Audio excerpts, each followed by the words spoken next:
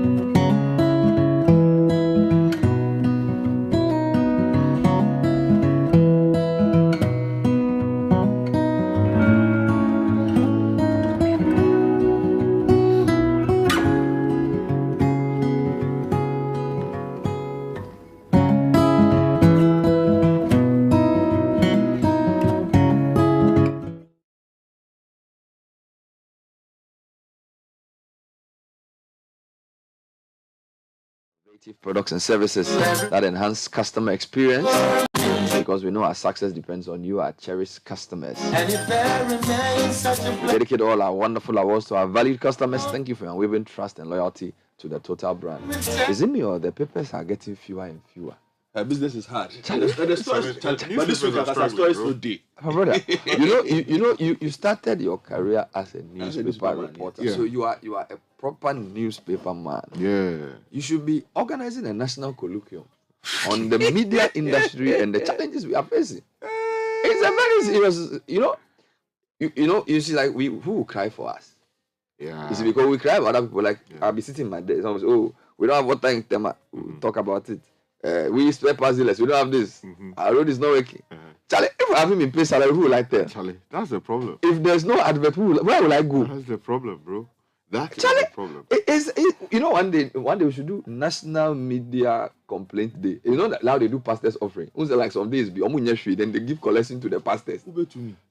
Maybe that day we say, Charlie, people should go and help us. Or something. Yeah. That day, if you love a media house, Charlie, adopt a journalist. But Charlie, but let me ask Sky. Hey, my brother. Because since we are focusing on newspapers, Charlie, we have a lot of newspapers, don't we?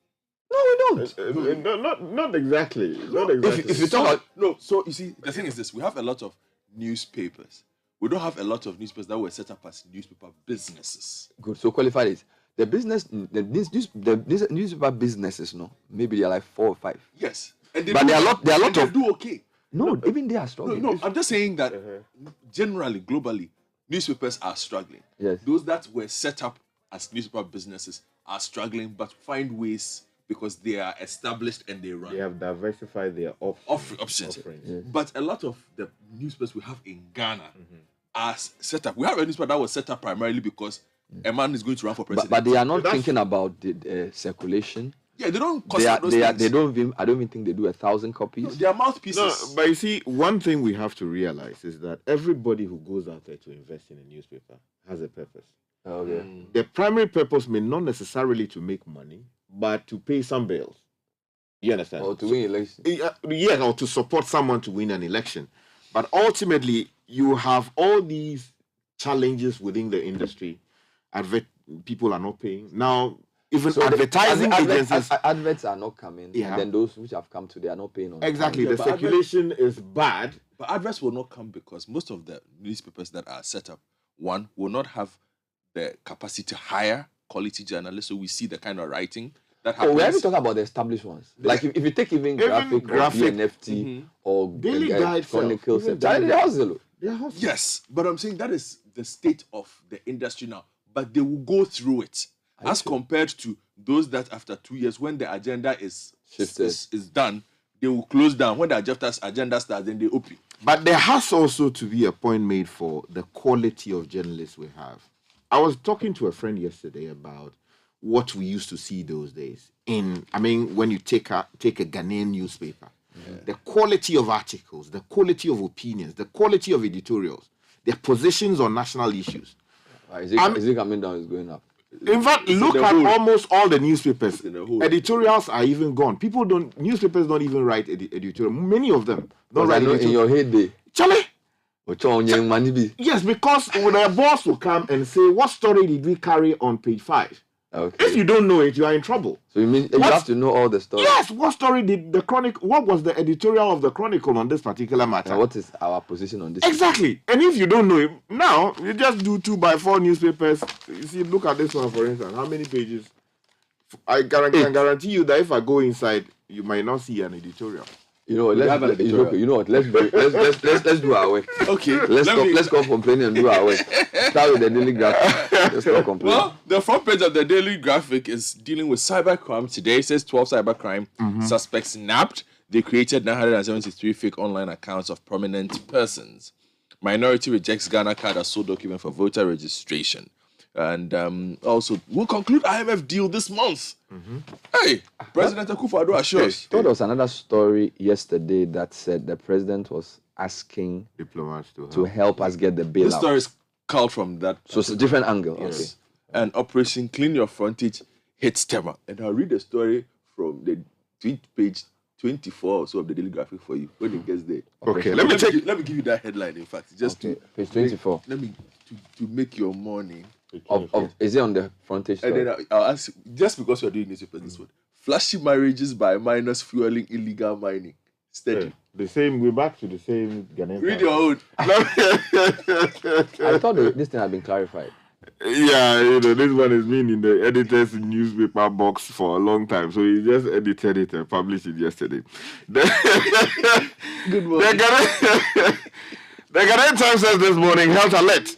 Lassa fever cases hit 14 from just 2. One death recorded. DHS cautions public to avoid contact with rats and mice. Also, West Africa needs political commitment to roll out single currency. We are also told that Ghana card as sole ID for voter registration. Minority rejects EC's proposed CI. And Cocoa Board financial loss trial. Judge refers case to the Chief Justice. The front page of the Daybreak newspaper, very tragic story, Bernard. Bomb kills soldier at Bundasi. Very, very sad story. Backbench shades Amabua over ministers, deputies. Occupy Ghana poses question on public officers bill. And this one also says, on the 600,000 barrels on board the Theseus, this newspaper is reporting that the oil originated from Kazakhstan. Okay, more questions. Let me take you to the new crusading guide. Big story says, Boku Youth corner NDC. Also, full trial of FDA bosses or NDA bosses begins in April. And then also there's a story here that is about the Attorney General. We are told that he's been adjudged the best minister for 2022, Charlie. Attorney General has been adjudged the best minister. Front page of the Anchor newspaper. Charlie. Everybody's looking for something. Front page of the Anchor newspaper. This is a very serious headline, actually. Ahoy pick running mate for Bahama. Pepper grinding Alex Mood. Wadaku other swept again. There's a photo of our good friend Mr. Alex Mood. On the front page of the paper. DVLA Airport Company, others to be relocated. This according to the Lands Minister. Let me take you to the Chronicle. Police swoop on cyber fraudsters. 12 arrested for using fake accounts of MPs, ministers to defraud unsuspecting victims. Remember, the Honorable Maki made a statement regarding, activities of online people, kids, and all of that. And they promised that they were going to do something about it. Well, it looks like the police are acting.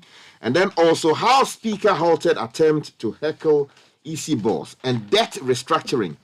China cooperating with Ghana, according to our president. Oh, I see. That's good news. And then the Business Finder says this morning that Lifeline, actually, for women-led businesses. The BOG is pledging unwavering commitment in that regard. Also, GIPC CEO named 2022 African Business Personality. And I'm talking about Yofi Grant. Congratulations to him. And then also India is promoting millet consumption in Ghana. It's your millet campaign. Charlie, millet. I'm the millet man, Bernard. You are the millet ambassador for Ghana. Yes. Maybe let's take some time and explore some millet farms. Yes. Maybe during the Ghana independence break. Yes. Or on the heritage character. Yes. CityNewsroom.com. Mahama to launch presidential campaign today in Ho. Also, we will haul MPA before Parliament over 600,000 barrels of Russian oil. This is John Jinapo. We can print 2 million Ghana cards within 6 months, Professor Atifa. And then wear nose mask, adhere to safety protocols as Lassa fever cases surge. This is the Ghana Medical Association. CityBusinessNews.com. Help us get 3 billion IMF bailout. Akufo-Addo to diplomats. IES raises doubt on claimants of 600,000 barrels of Russian oil. And then prioritize liquidity to survive challenges. Absa Bank tells SMEs. My journal online, we can't trust Ken Ofori-Attah's assurances to NIA. Also, schools must stop punishing students for speaking local language. This is a historian. He said they are beating you for speaking vernacular. Yes. Where is the list of people who have been speaking vernacular? Some of our... We have to drop a list of rules in our school that outmoded. Cancel. And they'll be beating you brutally for speaking your own language. Class B. You have to go and bribe Class B. Meanwhile, the FPA has an alert. Only 1,079 food vendors and restaurants have hygiene permits nationwide. Guys, this is serious. Only 1,079 food vendors and restaurants have hygiene permits the whole country. Are you serious? And we buy water wayside plenty like that. You are eating things. Government has been urged to remove taxes and levies on LPG. Now, there's a couple of nice stories on the BBC that I thought be. Tulsa massacre survivors get Ghanaian citizenship. Wow. This story is the lead story on BBC's Africa page. And then there's a very interesting article, how 10% of Nigerian registered voters delivered victory because of the low turnout in the Nigerian election. Then there's a very concerning story from Tunisia. A crackdown on black Africans fueling attacks and rebuke in Tunisia. This story, the Tunisian president has been misbehaving. Irresponsible presidential talk. It's a serious matter. And so there's like people in blacks in that country are basically staying indoors. And this is on a number of portals. Bloomberg has the story. I think the Reuters has the story as well. Guinea is also replacing some banknotes to root out counterfeits.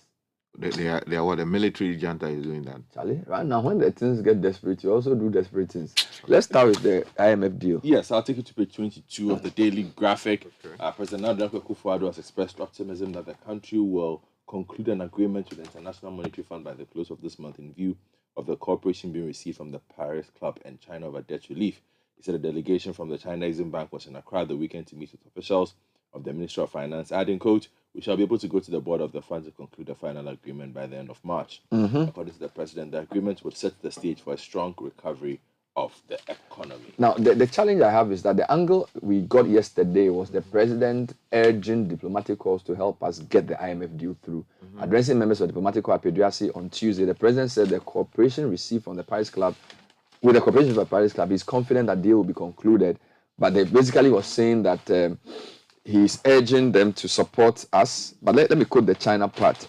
I am confident that with the cooperation we have received from the members of the Paris Club and the People's Republic of China, we sent a delegation from China's Exim Bank to Accra over the weekend to meet with officials of the Ministry of Finance. We will be able to go to the board of the fund to conclude finally the agreement by end of March. So I think those are the two stories. But the question is, what's happening then to Ghana Beyond Aid? Or it's not in play any longer. This one It's on suspension. This one is the survivor. Oh, okay. Let me take you to the Lassa fever situation. Yes, because, Bernard, the thing is going up, and we are told we should wear nose masks and we should stay away from contacting people anyhow. The story is on page 11, and it says that health alert, Lassa fever cases hit 14, one death recorded, and the Ghana Health Service is cautioning the public to avoid contact with rats as well as mice. Now, the story is by Abigail Ano, and it says that a total of 12 additional cases of Lassa fever have been confirmed, bringing the total number of cases in the country to 14. According to the Ghana Health Service, aside one death recorded, all 13 cases are alive, in stable condition, and are being managed in designated health facilities. There's a quote here that says a total of 97 contacts have been identified, and efforts are underway to identify more contacts. Now, a probable case has been reported from the central region, and contacts are being identified and monitored while we await confirmation. Psychological support is being provided for all cases and contacts. A statement issued. Have they told us how dangerous this thing is and what it can Oh, yeah, do very, to- very, very dangerous. You know, it's what is it? Okay, so it's a form of fever which can cause you to have bleeding from your mouth, your eyes, your backside, and all kinds of things. And it's how do you get it? To contacting sexual contact with another person or using an infected, sharp item or something like that. Yeah. Really? We'll get some details. All right, let's get back to this Russia matter. So we are told that the minority is asking for more clarity on this 600,000 barrels of Russian oil. John Jinapol was on Eyewitness News yesterday. He's the ranking member on Parliament's Mines and Energy Committee. He says he will use every parliamentary tool at his disposal to force authorities of the MPA to respond to inquiries regarding 600,000 barrels of oil allegedly brought into Ghana from Russia. And we know there's been a ban, at least within the EU, of nations doing business with Russia. But there was a Bloomberg report this week that Ghana had received 600,000 barrels of crude oil from Russia. According to MPA sources, the oil is actually coming in from Kazakhstan for a private firm by the name of Platon. Now, the Yapek, who's our MP, told Eyewitness News that the MPA owes Ghanaians further answers. So that's the story there for those of you who are interested. Okay. So let's now go to the story regarding elections, because the minority is commenting on the EC's plans to use what? The Ghana card as the only, which is the National Identification Authority card, as the basis for registering to vote in subsequent elections. Now, Yao Petechi, writing for the Chronicle, says minority rejects EC's proposed CI. And they're quoting from a press conference held yesterday. And the story says the minority in Parliament says it will not back down on its opposition to the proposed constitutional instrument, which seeks to make the Ghana card the sole document for the purpose of registration as a voter. Now, the caucus said if they allow the EC or the CI to pass, millions of Ghanaians will be disenfranchised in the 2024 election because they do not have that particular form of identification. Now, as part of measures to up its opposition to the CI, the caucus said it will be, in the coming days, engaging a broad base of Ghanaians to explain to them the repercussions on the country's democracy if the CI is not rejected. And basically, they say they are going to have contacts with civil society organizations, external groups like the embassies and missions in the country, and all these institutions that matter. Meanwhile, the NIA boss on Point of View yesterday says they can print 2 million Ghana cards in 6 months. The executive director, Professor Kenatifa, has reiterated his outfit's readiness to print 2 million Ghana cards within 6 months without organizing a mass registration exercise. Speaking on Eyewitness News, the NIA boss assured that without pressure on the neck of NIA staff, his team can print 2 million cards within 6 months. Staying with the elections and on the NDC side of things, on page 3 of the Anchor newspaper, a horse pick grinding meat from Mahama, pepper grinding Alex Mudiwada, others swerved again. And in an interview with Star News, Sakwesi Ahoy insists that Professor Opukwajiman has earned the vice president position and can become the next and first female president. This is notwithstanding the fact that names of some bigwigs like Mr. Alex Mould, who was seen some time ago trekking in the hinterlands to market himself, as well as former boss of Tor and boss Kingsley Kwame Wadaku, have been nursing ambition of partnering Mr. So why are they calling pepper grinding? But then former president Kojo Bonsu is also on page 19 of the Daily Graphic. He has scaled up his campaign. Yes, former chief executive of the KMA. Kumasi Metropolitan Assembly. Yeah, he was in the Unyo constituency in the Northeast region to sell his campaign of building a new Ghana. Meanwhile, former President John Mahama will today start his campaign in an effort to become the flag bearer of the NDC. Building the Ghana We Want Together will be the theme for the launch, which will take place at the City Auditorium of the University of Health and Allied Sciences in the Volta region in Ho. And then there are other people whose names have been given in the race. And we are told this campaign launch will be done sometime this morning. If we want to move away from politics, I wanted to take you to this FDA story, which I thought was quite interesting. Only 1,079 food vendors and restaurants have hygiene permits nationwide, and the story is sourced to the GNA. Data from the Food and Drugs Authority show that only 1,079 food service establishments across the country have been issued with the FDA's food hygiene permit.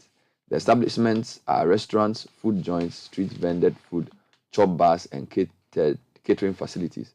According to the data, only 1,079 food vendors met the FDA's minimum food safety requirement out of the about 5,000 street vendors trained in good hygiene practices from 2021 to ensure that food sold elsewhere was safe or everywhere was safe.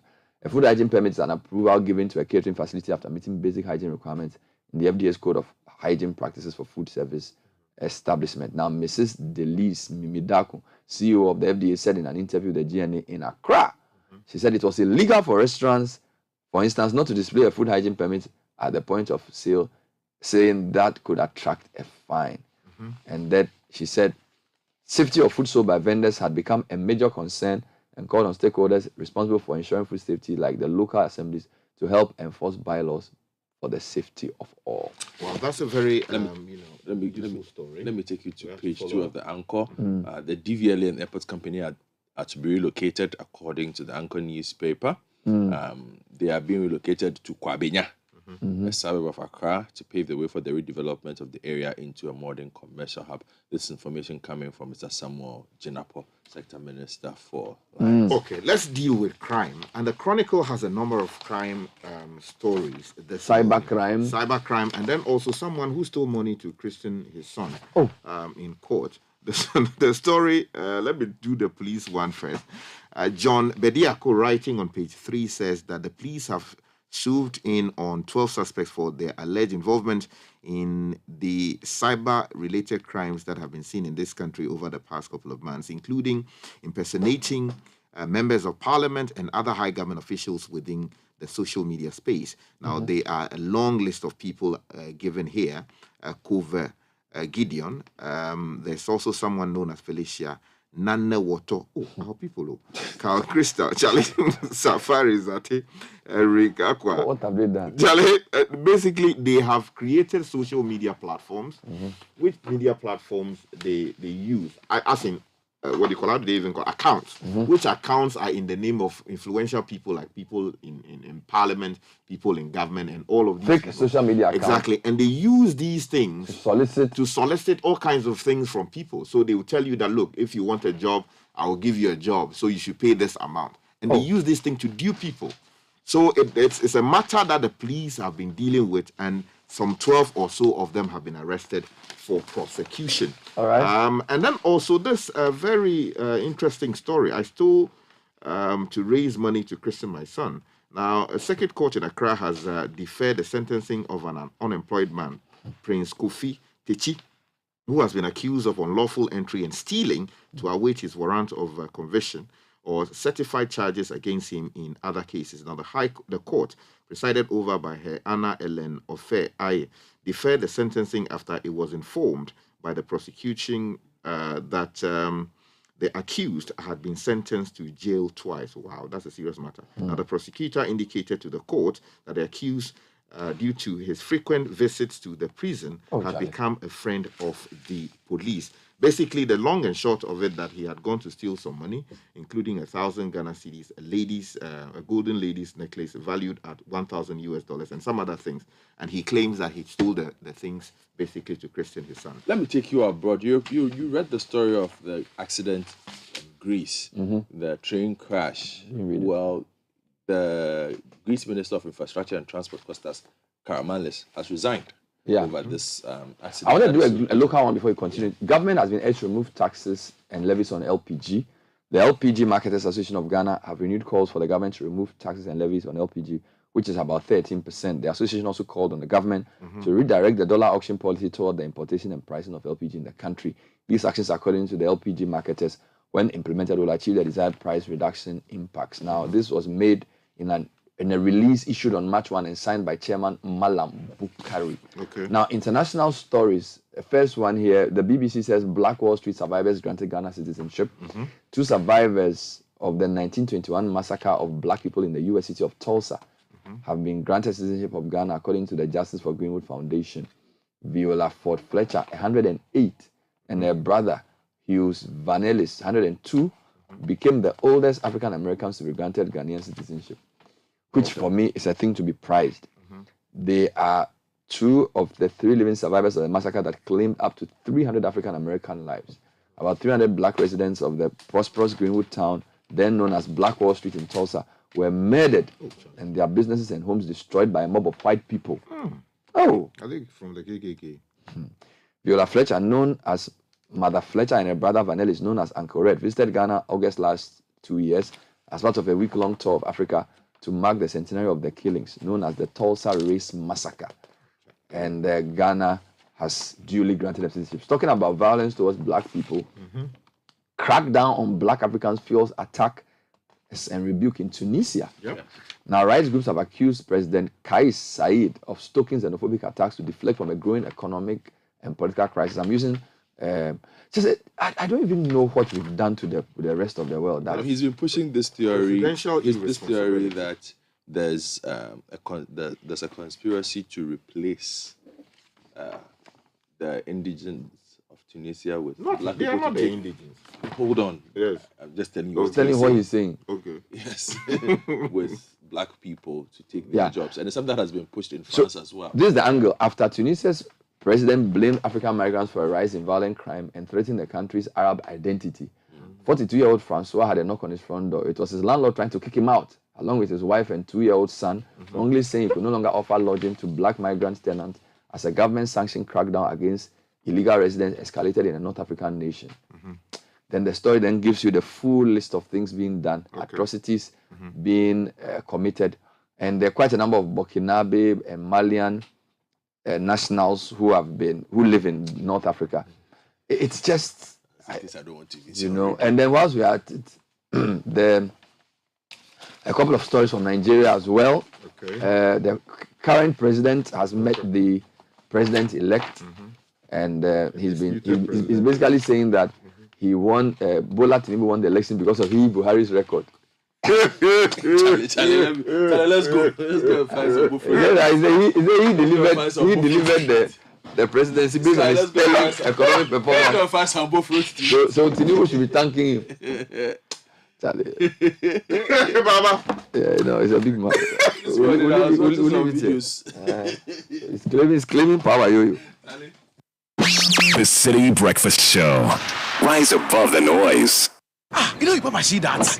And it's rickety car. Hey, papa! Bobo!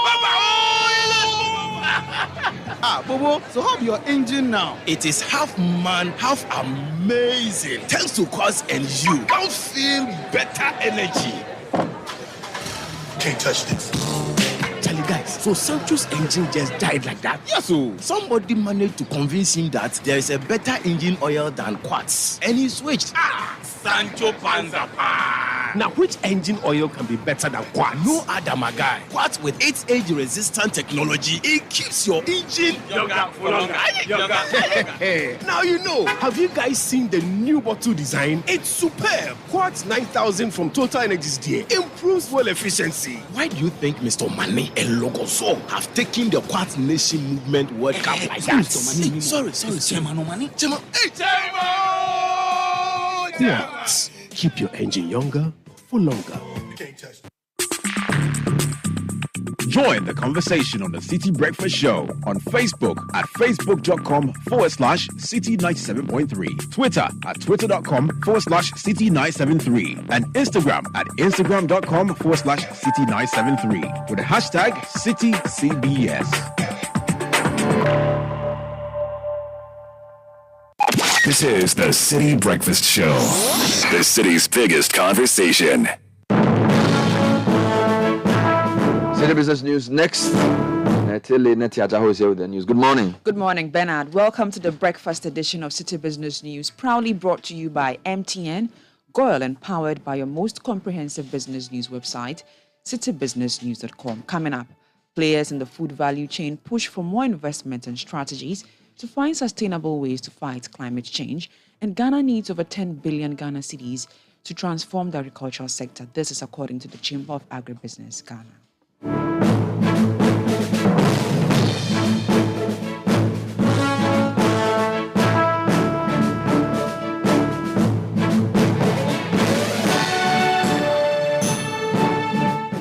To our stories now.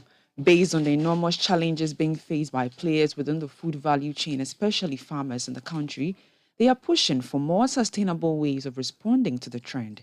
This, they posit, has become necessary as it impacts on efforts to boost agricultural production and preservation in the country.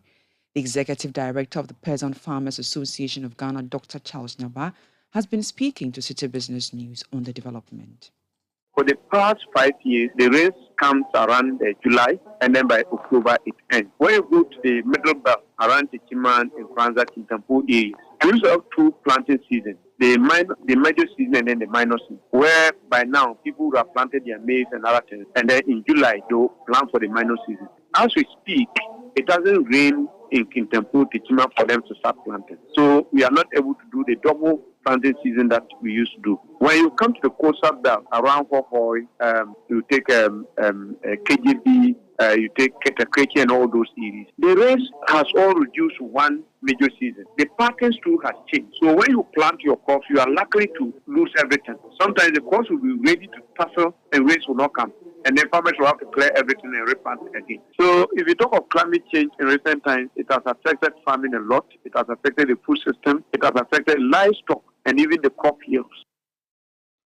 He also called for more investment in irrigation mechanisms to make the agricultural sector more resilient.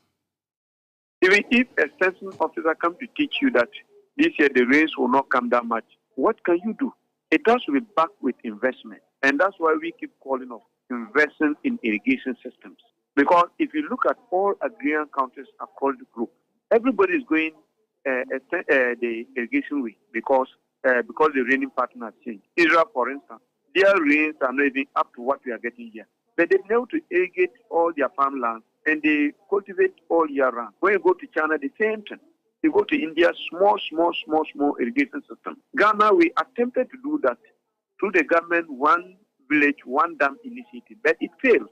It wasn't properly done. If that was properly done, at least when the rain stopped, the small dams that are created within the communities, farmers will still be able to use that as a backup for the limited raining pattern. But that is not working.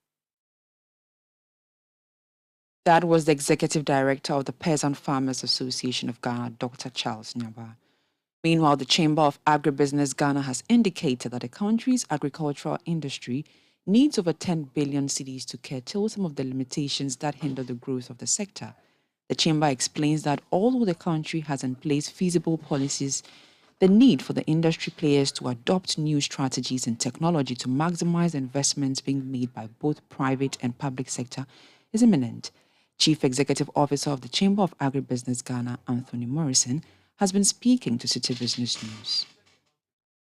In general, we estimate from the Chamber of Agribusiness that Ghana's agriculture and agribusiness sector requires 10 billion direct investment, mopping funds from both public and private sector for the next 10 years for us to be able to mitigate some of the challenges we have in the industry. Let me say that we have a lot of regulatory regimes well solid in place. Ghana is one of the countries where we don't lack policies. However, there is still need to adopt some new technologies, some new skills in the sector. So that sector also promises to be an area where you can seek to make a lot of investment, especially when it comes to engineering, agriculture, engineering, mechanization, and all that is one good area. That was the Chief Executive Officer of the Chamber of Agribusiness Ghana, Anthony Morrison. The Chamber of Petroleum Consumers (COPEC) is urging Ghanaians to not panic over alleged reports that the intake of some Russia oil, which is said to be at the Tema oil refinery, is going to cause an effect on the economy. The European Union has placed a ban on Russian products such as diesel and fuel following the country's invasion of Ukraine. Speaking to Citi Business News, Executive Director of COPEC Duncan Amwa argued that an embargo has not been placed on Russian oil, while stressing that other countries such as India and China are buying oil from the embattled country, although at a capped price. He said the energy think tank welcomes any move by the government to obtain cheap fuel without sanctions. If Russian cargoes were halted forthwith, crude prices could jump to $150, $200 a barrel tomorrow morning. Their cargoes continue to be around. Fortunately for you and I, the very company known to have imported or received this cargo, the 80,000 metric, a few days ago, is a Ukrainian company. So the very country that Russia is at war with has a subsidiary that is buying Russian crude. I don't think Ghana should panic over this. There's really nothing in there. There's really no discussion to be had. If that crude will come in cheaper, we at COPEC are all for it. We would want to believe that at this point in time, that energy cost or energy prices are so high, if there's an alternate way to bring in cheaper cargo that doesn't carry any sanctions along with it, Ghana should explore that. Duncan Amwa is the Executive Director for the Chamber of Petroleum Consumers (COPEC). Meanwhile, the National Petroleum Authority has reassured the public that substandard fuel is not being sold in the country. There have been complaints from some consumers who claim that their vehicles were damaged after using inferior fuel products. However, the CEO of the authority, Dr. Mustafa Abdul Hamid, has stated that all petroleum products sold in the country have undergone thorough testing and have been certified for safe use. I've had people ask me, even as recent as a few days ago, whether fuel is of the same quality across all oil marketing companies. In other words, there are Ghanaian people who think that if you buy from Goil or you buy from Shell or you buy from any of the top brands or the known brands, then you are more likely to have been delivered quality fuel than if you bought from some other small oil company like a Nuru Oil or something to that effect. Let it be stated that the Quality Assurance Directorate of the NPA has standards for fuel quality in the country.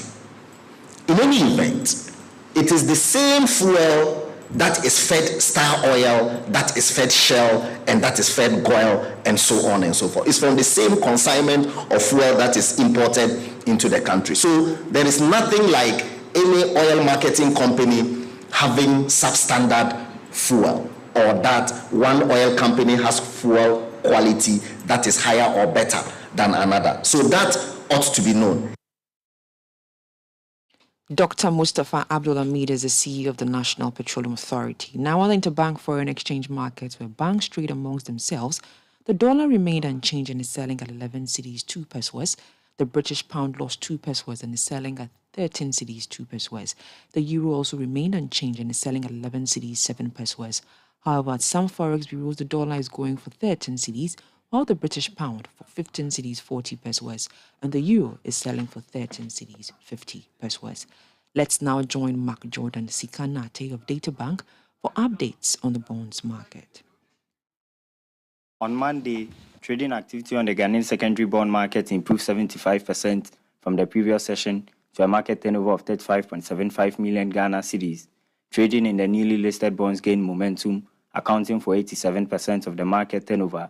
The net effect of price movement caused the Data Bank Bond Index to lose 8.24% to 81.44 points, translating to a yield to maturity of 13.27%.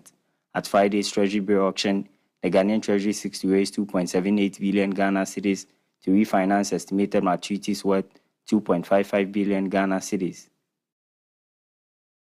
That was Mark Jordan Sika Nate of Data Bank. And that does it for the breakfast edition of City Business News, proudly brought to you by MTN, Goil, and powered by your most comprehensive business news website, citybusinessnews.com. My name is Neteli Nete Ajahu. Have a good business day.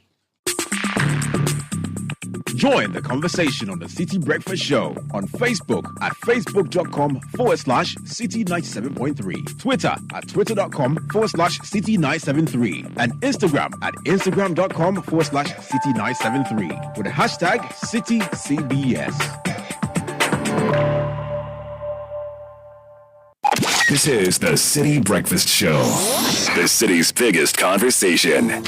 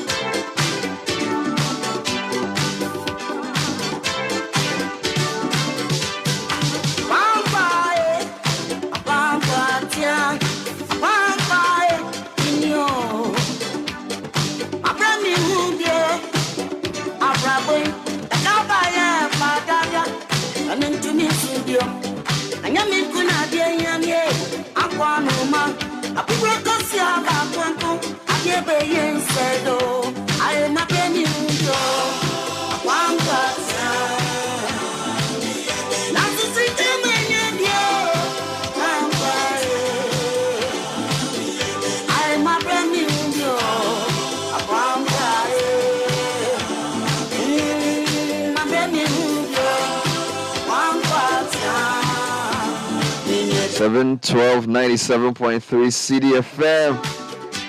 Wishing Christabel Amegayibo, HHR of Africa World Airlines, a happy birthday.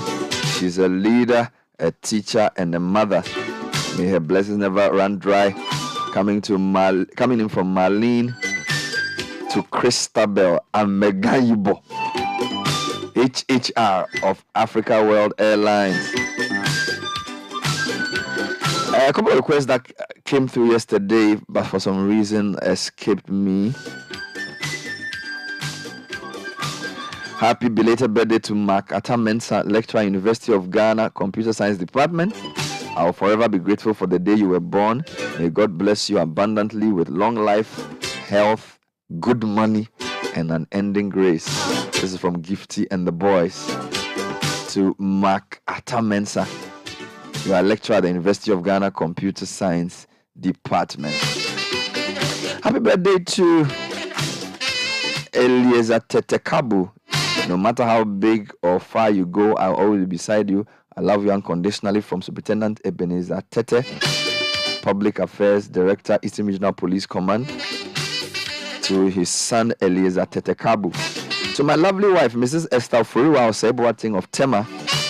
Best wishes from your husband, Lawrence Oseboating Esquire.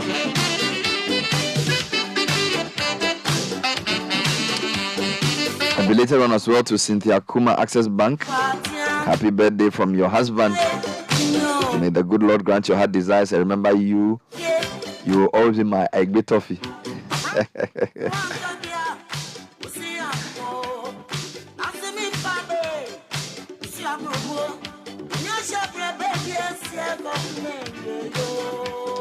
Coming to a quick entry into the sports, brought to you by Shell Fuel Saves. Its triple action formula improves engine efficiency, prevents deposit buildup, and protects your engine from wear and corrosion for extra clean, extra protection, and extra savings, giving you extra kilometers out of your drive.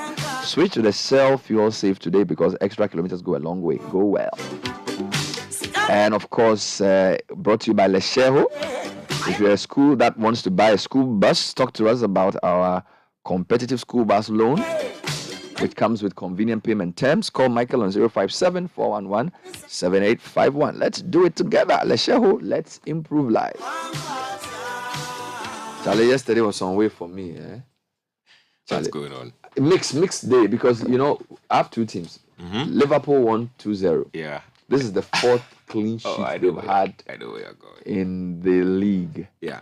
And then Hearts of Oak going to lose to Olympics. Charlie, It's like I can't get a break. And Hearts of Oak haven't won against Olympics in the last 7 encounters.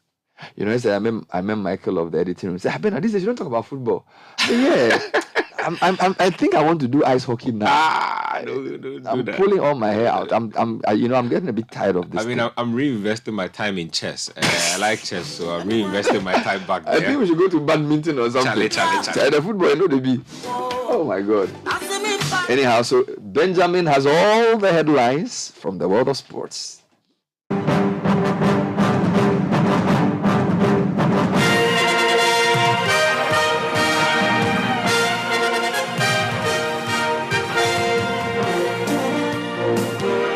And in the headlines, Accra Great Olympics defeat Accra Hearts of Oak in the Manchester Derby, 2023 African Games to be held in March 2024, and Arsenal dominate Everton in midweek Premier League action.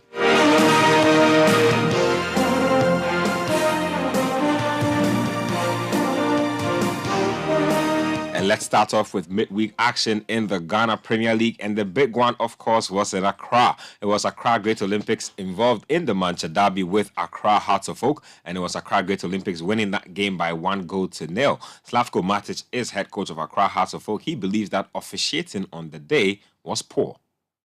Like we play basketball today, we cannot play, especially first half. You cannot cover everything with one red card on the end. Fortunately, we have one chance from 5 meters against striker. New striker, we bring him to score goals, but we didn't score. We lose from nothing, as you see. Penalty was, yes, but if I talk about referee today, it's not good for us. For me, it's not good person to talk. You cannot play. We want to play to make high press. Every contact was foul. You cannot play. Players start to be nervous. Of course, lot of problem we have. It's not first game that we have referee like this. It's not first game. And after you give one red card to cover yourself, they're not going like that. Slavko Matic is head coach of Accra Hearts of Oak. Now, Great Olympics head coach Kobe Mensah was pleased with the effort of his team during the encounter. I feel good. I feel very good, and I'm very happy because it has not been easy. Coming into this game, it was a problem for me because of the level I met, and there was no time, so I have to use about 5-6 days to prepare these boys. In terms of even their endurance, their stamina was bad. The very first day I saw them on last Tuesday. So I told you before the game that we were going to win this game or get a very good result on tactical grounds. We saw it. They saw more of the ball. By the end, we have gotten the most important 3 points. Kobe Mensah is head coach of Accra Great Olympics. Let's get to that game involving Asante Kotoko and Bechem United. And it was Kumasi Asante Kotoko winning by a lone goal in that particular encounter. Let's get a reaction from Kotoko head coach Seydou Zebo. Effectivement, j'ai dit au début, we had a win, but there is still work to do. We prepare very, very well for this very match. From your first question that you asked, and we said, no, we are going to determine and play this game and win. Though they have done well, we lost 2 points away against Swatreman. So we told you at this very match, we need to work hard and win this very match. And that's what has happened. Je pense que c'est bon à prendre. So you heard Asante Kotoko head coach Seydou Zebo speaking through his interpreter there to the camp of Bechem United, and head coach is Kasim Mengo Okanse. He has also been speaking. I'm disappointed. Initially, when we started, we were not playing our normal game that we play. Until we considered the goal before they started playing what normally we do play. So I say it's unfortunate. We consider that early goal was a mistake from the goalkeeper. Where he was, they shouldn't have scored you at the first goal. It has happened. We got to some stage. You saw we were playing the ball, and they were rather ballooning the ball up front. They started playing for. We started, but later we changed to the 3-5-2. That's why we started piling the pressure to get the equalizer. We did not stick to one system. We vary our system whenever the situation demands it. Petroleum United head coach Kasim Mengo Okante speaking there. In other results, Aduana Stars were held to a goalless draw by Kim Faisal. Brekum Chelsea, they beat Samatex by 1-0. There was Bibiani Gold Stars taking on in Swatraman. Bibiani Gold Stars winning by 2-0 in that game. Karela FC were also up against Accra Lions. It ended 2-1 in favor of Accra Lions, and then Kotoku Royals also beat Dreams FC by 3-0. There was Legon Cities taking on Tamale City. 1-1 is how it ended, and then Real Tamale United also played out a 1-0 draw with Mediama Sporting Club. So the league table after match week 19 has Aduana on top with 36 points. Asante Kotoko and Accra Lions are tied for second and third on 31 points, each separated by goal difference. And then there's the Bibiani Gold Stars in fourth place on 30 points. So that's what the league table is looking like right now. Let's get to some other news. And PSV Eindhoven technical director Ernest Faber has praised the handlers of the Atram de Visse Academy for deploying creative techniques in training footballers. Now, he made these remarks in a conversation with City Sports after witnessing training sessions of the academy at Tabora. Now, Faber, who doubles as PSV's head of youth coaches, was present at the academy with a member of PSV Eindhoven scouting team, Eric Addo. Training here, compliment for the coach, small spaces, high intensity, good recovery when they lose the ball. So I see a lot of good things, good signals for next game. No, I know Godwin, and I saw a lot of exercises from Holland. So we played together. So he was very sharp in Holland. He took it over here, and you can see it in the team because you play like a little bit European style. It's the only one in this region I saw. So very good, yes, very good. Surprised me, very hopeful, yes. So you heard PSV Eindhoven technical director Ernest Faber speaking there. Meanwhile, former Black Stars defender Eric Addo has blamed the poor state of football pitches in Ghana as one of the reasons behind the struggle of Ghanaian players in front of goal. Mostly like what he said about the creativity. Okay, we have here, but finishing is always the problem because you cannot compare the European style of the pitches we have and also here. So it's totally different, the way we work there, because everything is in a fast pace. So here is like sometimes you have also look to the climate because it's hot, because you cannot keep the same tempo over there and here. So it's always very, very difficult to compare this kind of level because, for example, if it's dry, you work the pitch. So the ball have to go faster. But here it's totally different. So if we adapt to that kind of style here, it will help us a lot.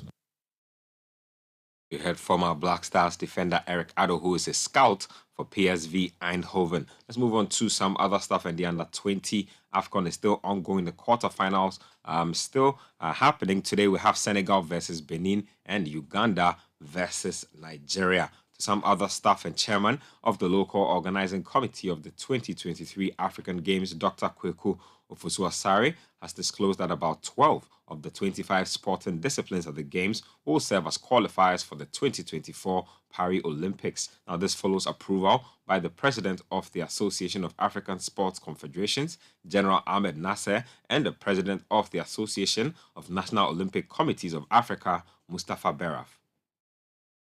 General Nasser, who is the president of UCSA. UCSA is the Association of African Sports Confederations. And together with ANOCA, Yao has also given us his confirmation with regards to some of the sporting disciplines that will serve as qualifiers for the Olympics. And so together we have about 12 for now. So athletics definitely is going to be part of us, part of the disciplines for the games, and also as qualifiers. Badminton, we are guaranteed that is going to be a qualifier for the Olympics. We are also guaranteed that basketball will be 3x3.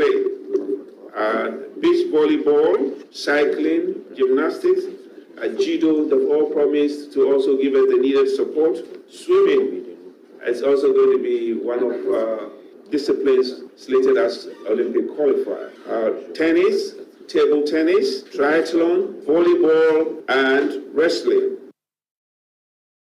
Dr. Kweku Fuswasari is LOC chairman of the African Games. Let's move on to EPL midweek action, and Ghana's Thomas Partey climbed off the bench for Arsenal to put on a midfield masterclass as they beat Everton by 4-0 at the Emirates. They have now opened a 5-point lead at the top of the Premier League table. Liverpool Football Club were also involved in a game with Wolverhampton Wanderers. Liverpool winning by 2-0, keeping a clean sheet in that particular game. In the FA Cup, Southampton suffered a shock defeat to Grimsby, and then Burnley Football Club beat Fleetwood by 1-0. Manchester United, they beat West Ham by 3-1, and then Sheffield United also managed to beat Tottenham Hotspur by 1-0.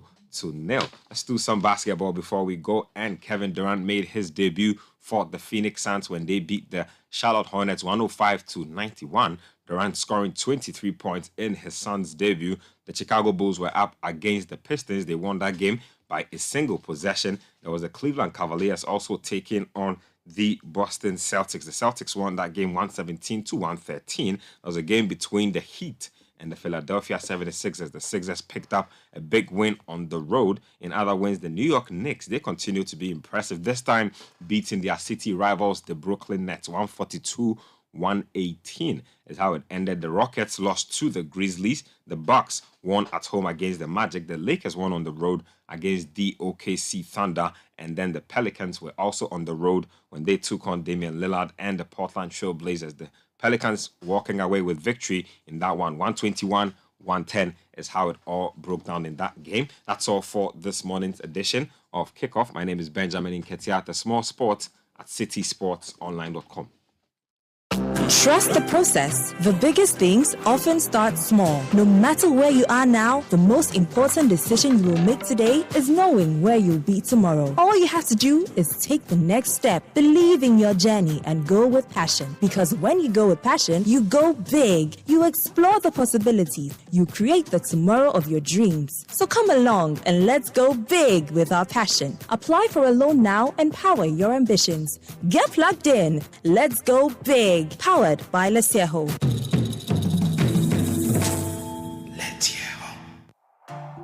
Extra, extra, let me tell you all about it. Hey, Dolomistic. You and this your extra thing. Abeg, tell me about it. Abenquine, look, extra is what you and your car get when you switch to Shell Fuel Save. Extra protection, extra clean, and extra savings. You get it? And no, I mean, tell me extra. Shell Fuel Save is designed to improve engine efficiency instantly and with triple action formula that helps protect your engine from wear, corrosion, and deposit. So you get extra kilometers out of your drive. Sir, and they're not extra, good for your engine. Extra, good for your pocket. Extra kilometers goes a long way. Switch to Shell Fuel Save today. Go well.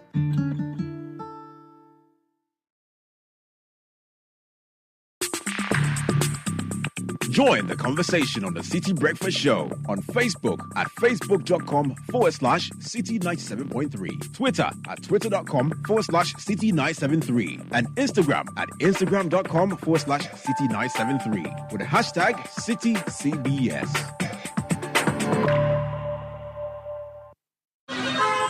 Oh, Jack, now, where are you in a hurry to? Child, I'm going to Imperial to do my car insurance. What's happening there? Because Info and Yaba also told me they're going there this morning for their car insurance. Masa, you haven't heard. Now, the Imperial is the name in insurance in Ghana here. Really? Share. Imperial General is saying, come insure your vehicle with them at any of their branches or agents or even online from now till the end of March 2023 and get yourself handsome rewards, fuel coupons, special souvenirs, gift vouchers, and many, many more. And here's the catch. During this reward period, you will also get a free 1-year life insurance cover in addition to your motor insurance cover. What the wow? So does it include with the taxi drivers and the e-taxis? Hey, everybody qualifies. So just come insure your car and you are done. Call 0302 788 955 for further details. T's and C's apply. Imperial General Assurance. Solid protection. There's no price like the ShopRite price. That's why we are committed to bringing you lower prices on all the essentials you need. Like 160-gram Lily Light Tuna Meat, only 17 cedis, 99 pesos, and 125-gram can Abina Sardine in vegetable oil, just 8 cedis, 99 pesos. Never pay more than the ShopRite price. Prices valid until 12th March, only at ShopRite. Keys. What could be simpler than a key? Who doesn't have a key? A car key, an office key, a drawer key. But there's one key that rules them all. The house key. The key to a place we call home. The key to the home where everything comes together. The key to a home that is our own. A home where we make life happen with our families and loved ones. Adoha has been working hard for over 30 years to make home ownership within reach for many. Say yes to property with Adoha. Your dream home is one call away. Your dream home is a few clicks away. Visit our Accra project, The Place, by calling 030-2789-757. It's creamy, creamy plus, delicious milk. Creamy plus for you. Creamy Plus is a delightfully delicious option whenever and wherever the occasion calls for milk. For your quick meals on the go or quality time at the dining table, jazz up your favorite Gary soakings, mashed kinky, cereals, and all hot and cold beverages with a creamy, protein-rich, healthy option of milk. Creamy Plus evaporated milk with vegetable fat is all you need to stay on the go. Creamy Plus evaporated milk is now available in a shop near you. For bulk purchases, please contact Les Farm Distributors at Medina Ritz Junction on 0501 682 522, or Grace has found us at Akoko Photo Dansoman on 0245 162 747. Creamy plus for you. Creamy Plus evaporated milk. This message has been vetted and approved by the FDA. This is the Citi Breakfast Show, the city's biggest conversation. Health Tidbits is brought to you by the Nyaho Medical Center. There's no price. Welcome to Nyaho Health in the City. Today, let's answer some of your questions about surgeries. 1. Are surgeries safe? Yes, they generally are, but there are risks associated with any medical procedure. 2. What should I discuss with my doctor before my surgery? It is important to discuss the associated risk and benefits with your doctor. Benefits may include pain relief, improved function, and prevention of complications. Some risks also include bleeding, infection, anesthesia complications, and surgery failure. 3. How long do surgeries take? The duration of surgery depends on the type and complexity of the procedure. It can range from a few minutes to several hours. Now that's a wrap for this week. Tune in next week for more health tips. You may call or WhatsApp our surgical team on 050-143-6662 for further enquiries, or follow Nyaho Medical Center on social media for more health in the city tips. Nyaho, improving your quality of life. Health Tidbits was brought to you by the Nyaho Medical Center. Join the conversation on the Citi Breakfast Show on Facebook at facebook.com/Citi97.3, Twitter at twitter.com/Citi973, and Instagram at instagram.com/Citi973 with the hashtag CitiCBS.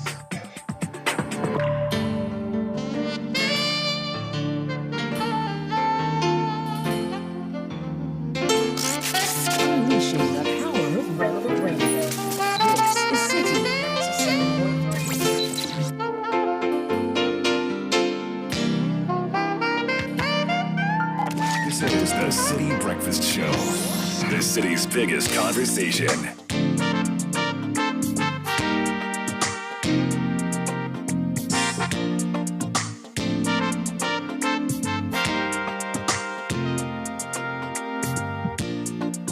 Sabidi makumenyi na mawa Ubetumi asomuye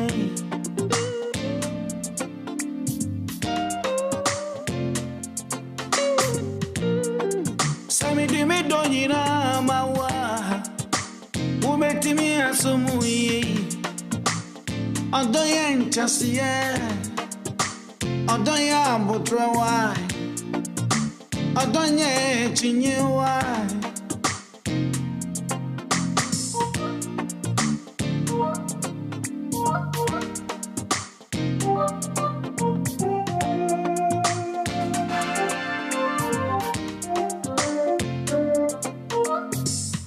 The City Breakfast Show.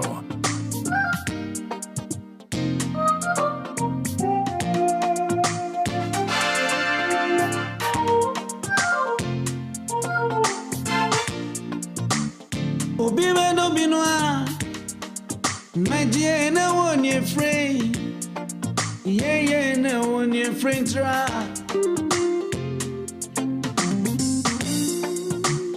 Obi me do bia Ne free ni sikantra Sikayo Sikaya Binsu me do bia Ne free na won fe wa Awon fe se ye nyame ama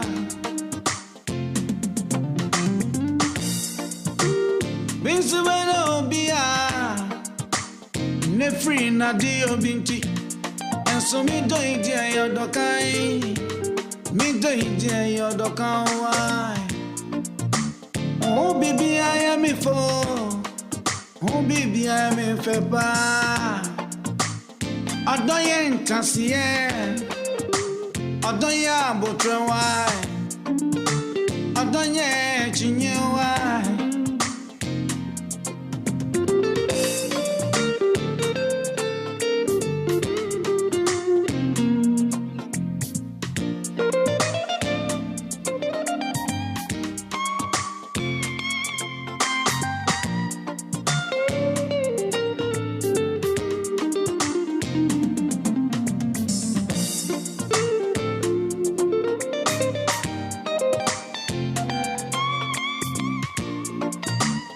Najame se wani se Adome nyimemba Adome nyimemba Adome nyimemba Adome nyimemba Adome nyimemba Adome nyimemba Adome nyimemba Adoye ntasio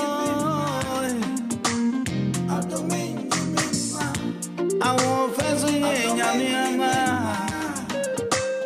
Adomenye mema Adanse ya butro Adomenye mema 737 97.3 City FM. Adomenye mema Happy birthday to Dr. Kylie Elemausi Ashonkwe. You're such a blessing to everyone around you. May you never may year 33 best with wonder and positivity. We love you. May year 33 best with wonder and positivity. From Mommy Daddy Apiele Apioko, Duke Nayo, and your niece and nephews. Happy birthday to Naika Vida Amansa, CEO of Amazing Books Company, Kaswa, from your husband Nai Opete on May the 3rd, Sanahini of Ewutu Traditional Area, CEO of Forest Grove Hotel Ewutu Breku, and siblings William Yawansa, CEO of Originate Ghana, Edward Ansa, Director of Audit, Kumasi Technical University, and Joe Ofosu Ansa, ECG Accra West, and your children in Shira, Michelle, Becky, Jaden, Jaylane, Jada, and Jones Ansa. Lonely, lonely, lonely, darling, please come back, 'cause I don't know what to do, don't know what to say. Don't forget the Heritage Month continues this morning. My guest Kweku Dako Ankara will be talking about the Eastern region, part. Second part, we started by talking about the Akwamus. We'll discuss other people groups within the region today.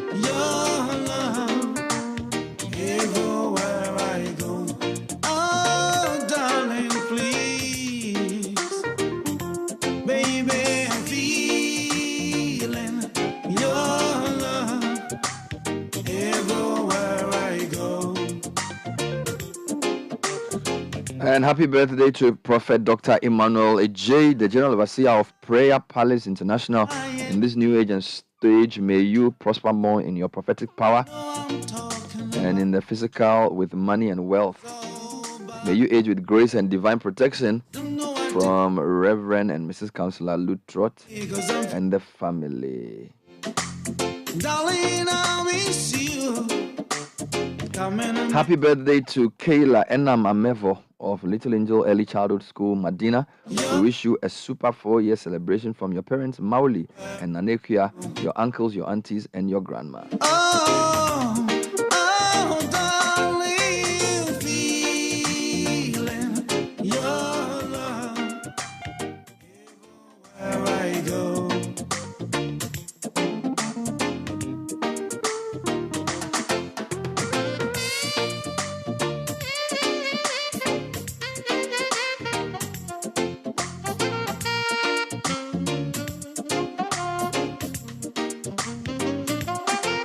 A few people have been wondering about the voter turnout in the Nigerian election, where they said you have over 200 and something million people, you have 93.5 million registered voters, you give out 87 million personal voter cards, allegedly, and then you have 25 million people going to vote. So that's like, I don't know, it's like 10% of the country voted. The voter turnout was like 27%.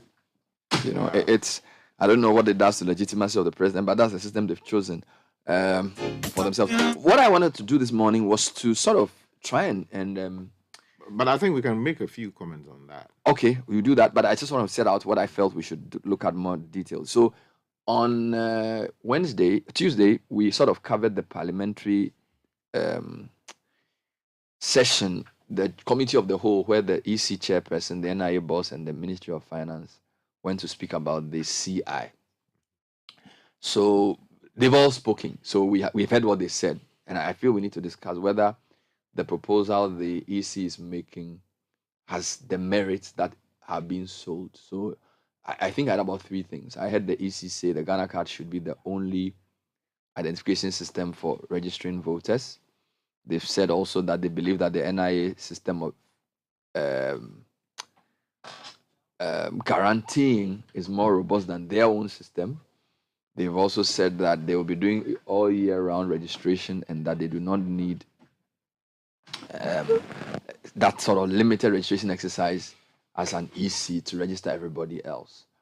And then listening to my panelists yesterday on the point of view, you had the NIA in July. We interviewed Professor Atifa here, and we put a lot of questions to him about why there were so many people who hadn't had their cards. You remember that time where we were? In fact, we had him in the studio. You all interviewed him with me, and we're asking why haven't you given people their? Some of the people hadn't had their cards issued. Some had their cards received, and then the discussion at the time was that the NIA was not set up to work with deadlines, and for me that's the biggest point I have against this policy. That when the NCA was doing the SIM registration, they imposed some deadline, which deadline they had to keep changing because people were thronging the NIA offices for the cards, and the cards were not available.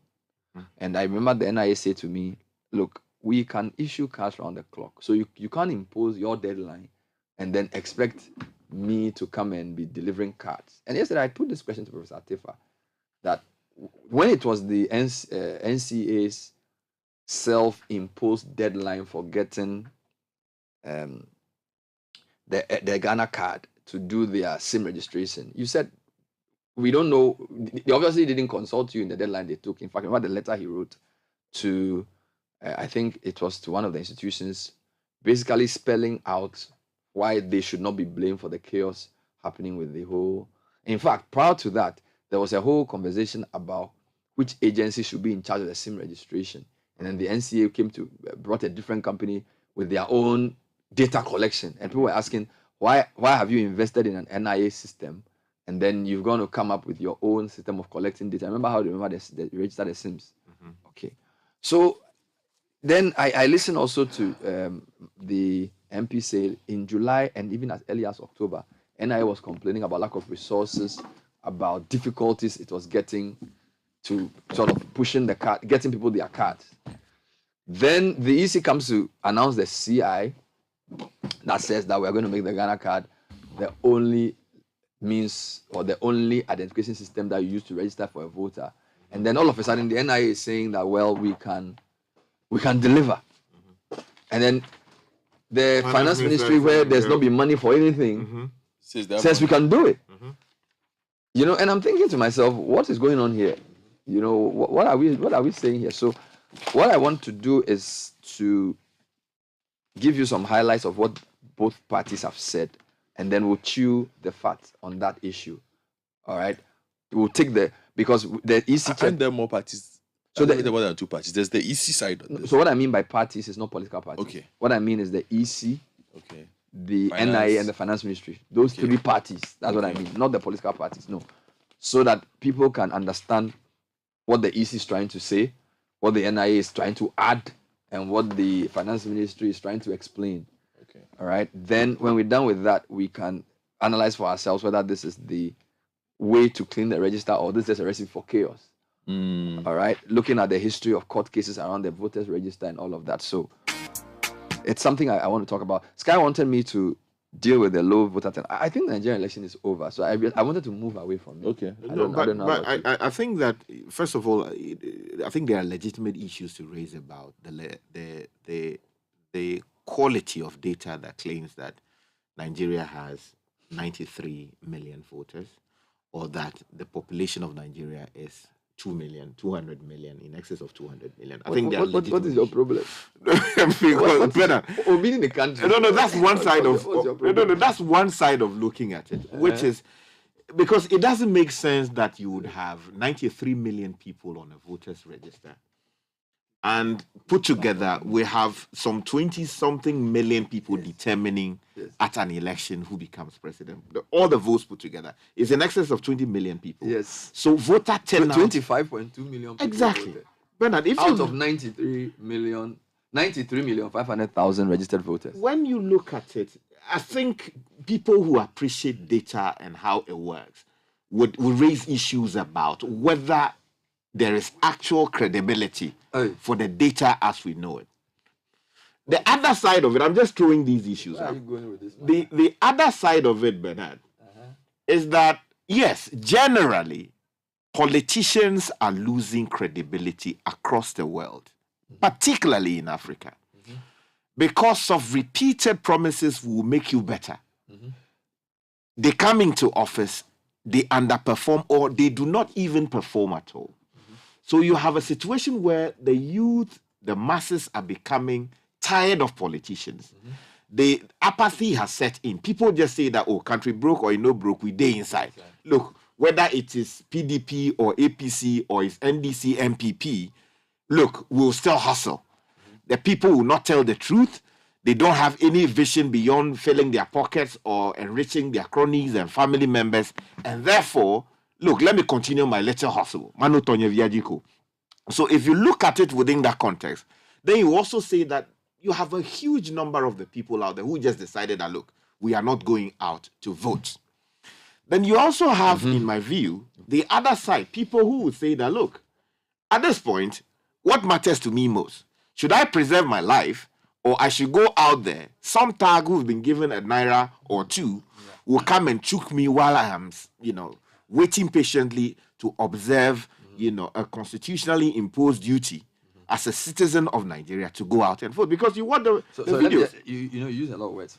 You're saying the low turnout could either be lack of interest in the election because of lack of the legitimacy, or like the politicians have not delivered, or people are being suppressed and intimidated not to vote. Exactly. But you are not sure where to place the burden, whether it's the latter or the former. I would think that it's a combination of all these factors. If my first basis is accurate, and you combine that with the apathy that we're seeing in the system, people simply not caring and people fearing for their security. Let me give you some numbers to help you do your argument then. Since you want to do this, I thought I wanted to come to Ghana straight, but I feel you can use this to still come back to Ghana, so I'll allow you that.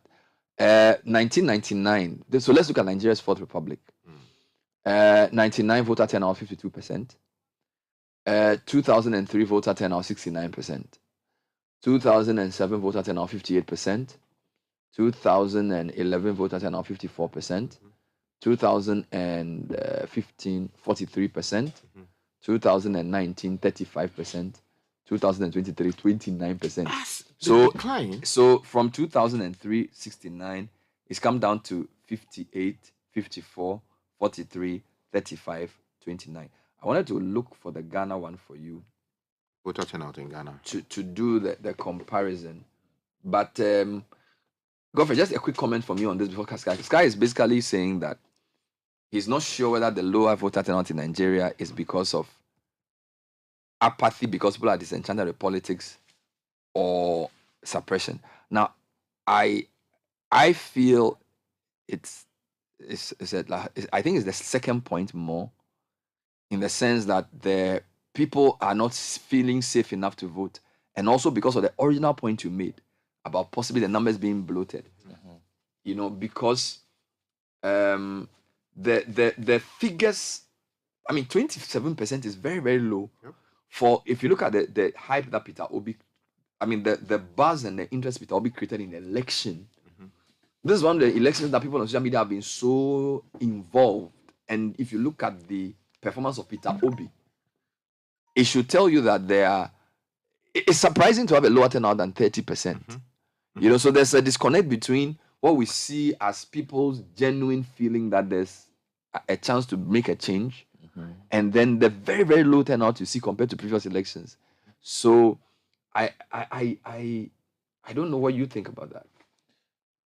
Well, I think we are still trying to make sense of the numbers, both in Ghana and then even those in Nigeria themselves. Those in Nigeria, for instance, since yesterday, I've been working with a couple of colleagues on trying to figure out some of the numbers. They are still listening through them, and they also have questions. You know, there's a school of thought that says this might actually be more representative than previous elections. Yes, because one, for instance, says that they've never really known what voter turnout in Nigeria was before 2015.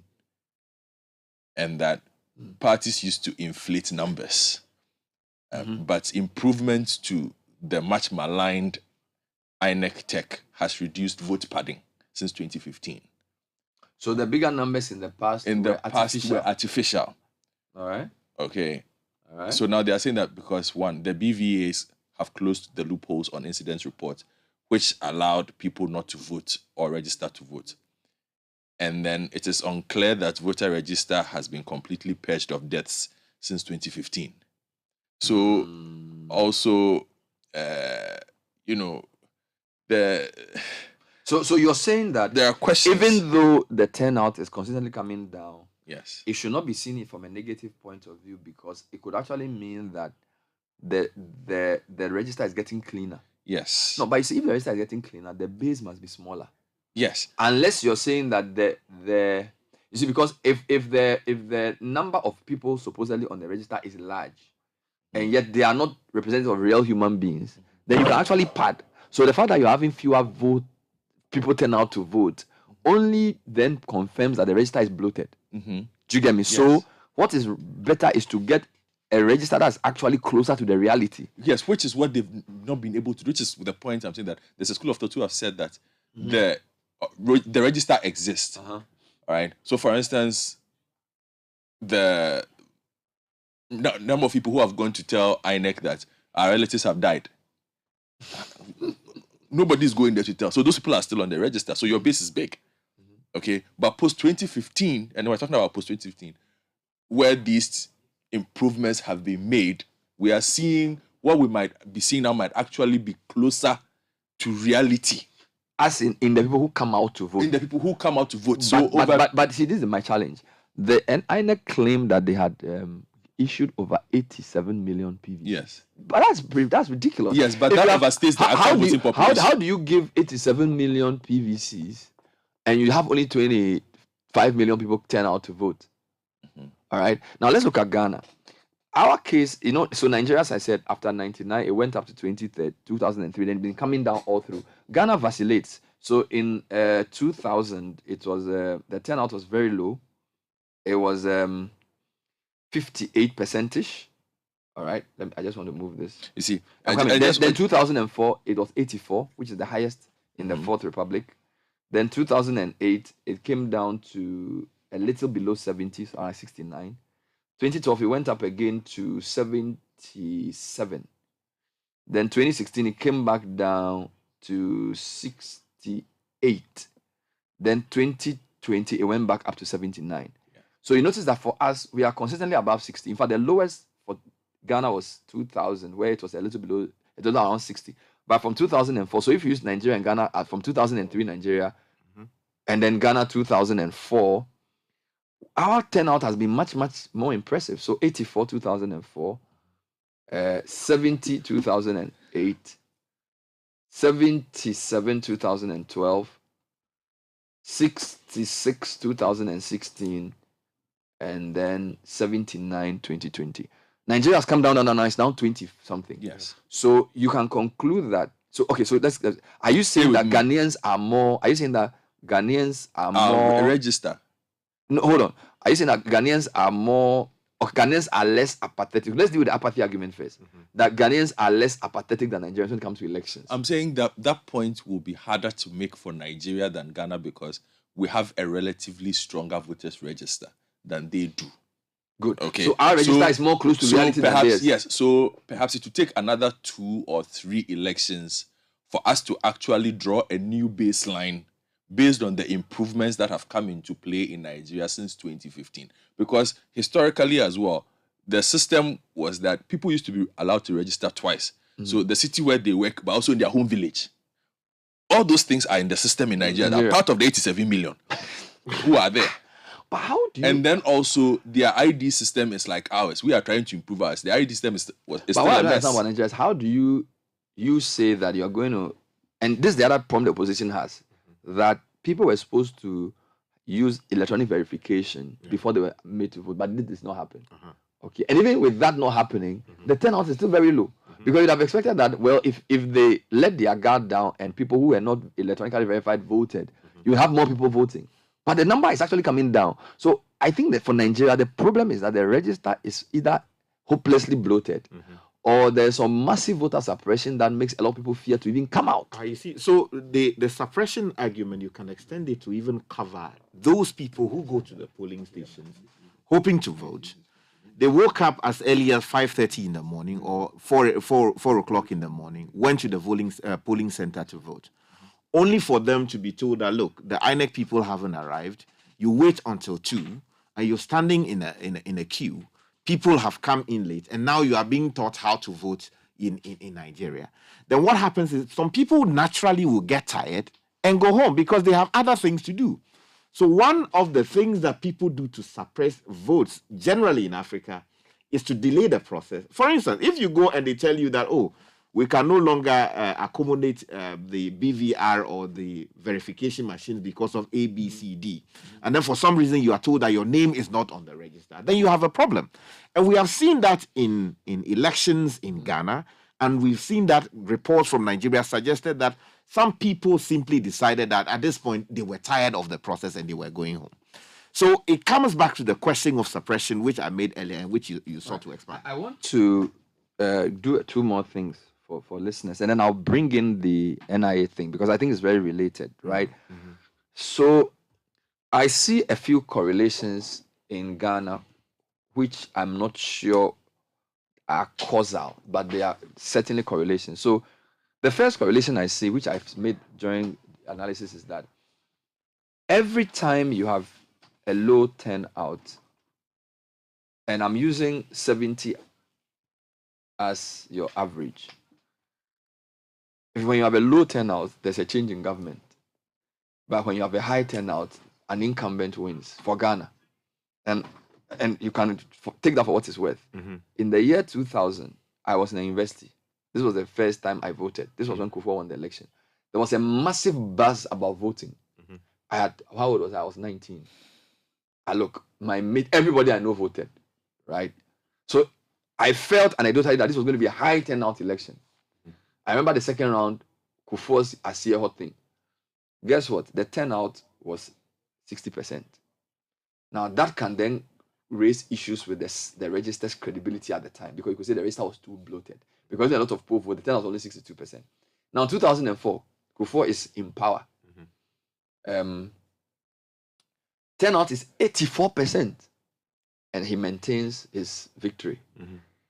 So it would seem as if the new register they did sort of cleaned it up, so it was a bit smaller. They sort of suppressed, I don't know how to put it, but they sort of reduced the bloat, so it's 84. Now 2008, Akufo-Addo versus Mills. Again, I felt I was in the UK, but I felt like people actually want to vote. These people, they have not done well, economy is not doing well. Mills wins the election by 40,000 votes. Turnout is below 70. All right. Then 2012, Mills dies. Mahama has like 5 months to campaign. His vice president becomes president. Campaign was building up a lot, and then the Mills they sort of disrupted everything. And then NDC makes Mahama the candidate. They didn't even do a primaries. I didn't see a lot of buzz about that election because we're all dampened by Mills's death. I remember we covered that. Guess what? Voter turnout jumps from 70% to 78%, 79%. All right? This is an election that, as an observer, I didn't feel was that exciting. This is an election that the MPP took to court, claimed that there were issues with rigging. The court dismisses by majority vote. And all of that. Yes. So the turnout had jumped from 2008, 70 to 77. 2016, again, this is like Akufo-Addo's main. They seem to be like Charlie Mahama, incompetent, they should go. We are tired. Giddy, giddy, giddy, giddy. Turnout is low. 67. All right. Then 2020, rather, where people are like, oh, Charlie, we won't vote. We are tired. The politicians are the same. Akufo-Addo has disappointed us. So, in fact, Kojo Akoso used to say they should create, what do you call it? A column for none of the above. Guess what? Turnout is close to 80%. So, I don't understand. The only sense I can make out of this is that when the turnout is high, the incumbent sort of wins. So it appears to me that when the turnout is lower, supporters of the government stay away from the election. So the turnout tends to be low, which is why in 2008 there was a change in government because presumably MPP people felt disappointed they didn't come out. And 2016, you can say NDC people too didn't come out, so NDC lost. That's the only sense I can make from this, because the sentiment you get from people when you are covering elections, for years that the turnout is low, is rather the opposite. Because usually when people are unhappy, I expect turnout to be high. But some of that unhappiness translates into incumbent people not rather voting. Right? So it's almost like the media gives the mic to people who are angry with the government. So they make it seem as if they'll go out massively to vote against the government. But the government people stay away. So in 2008, the MPP people stayed away. In 2016, the NDC people stayed away, which is why the turnout is low.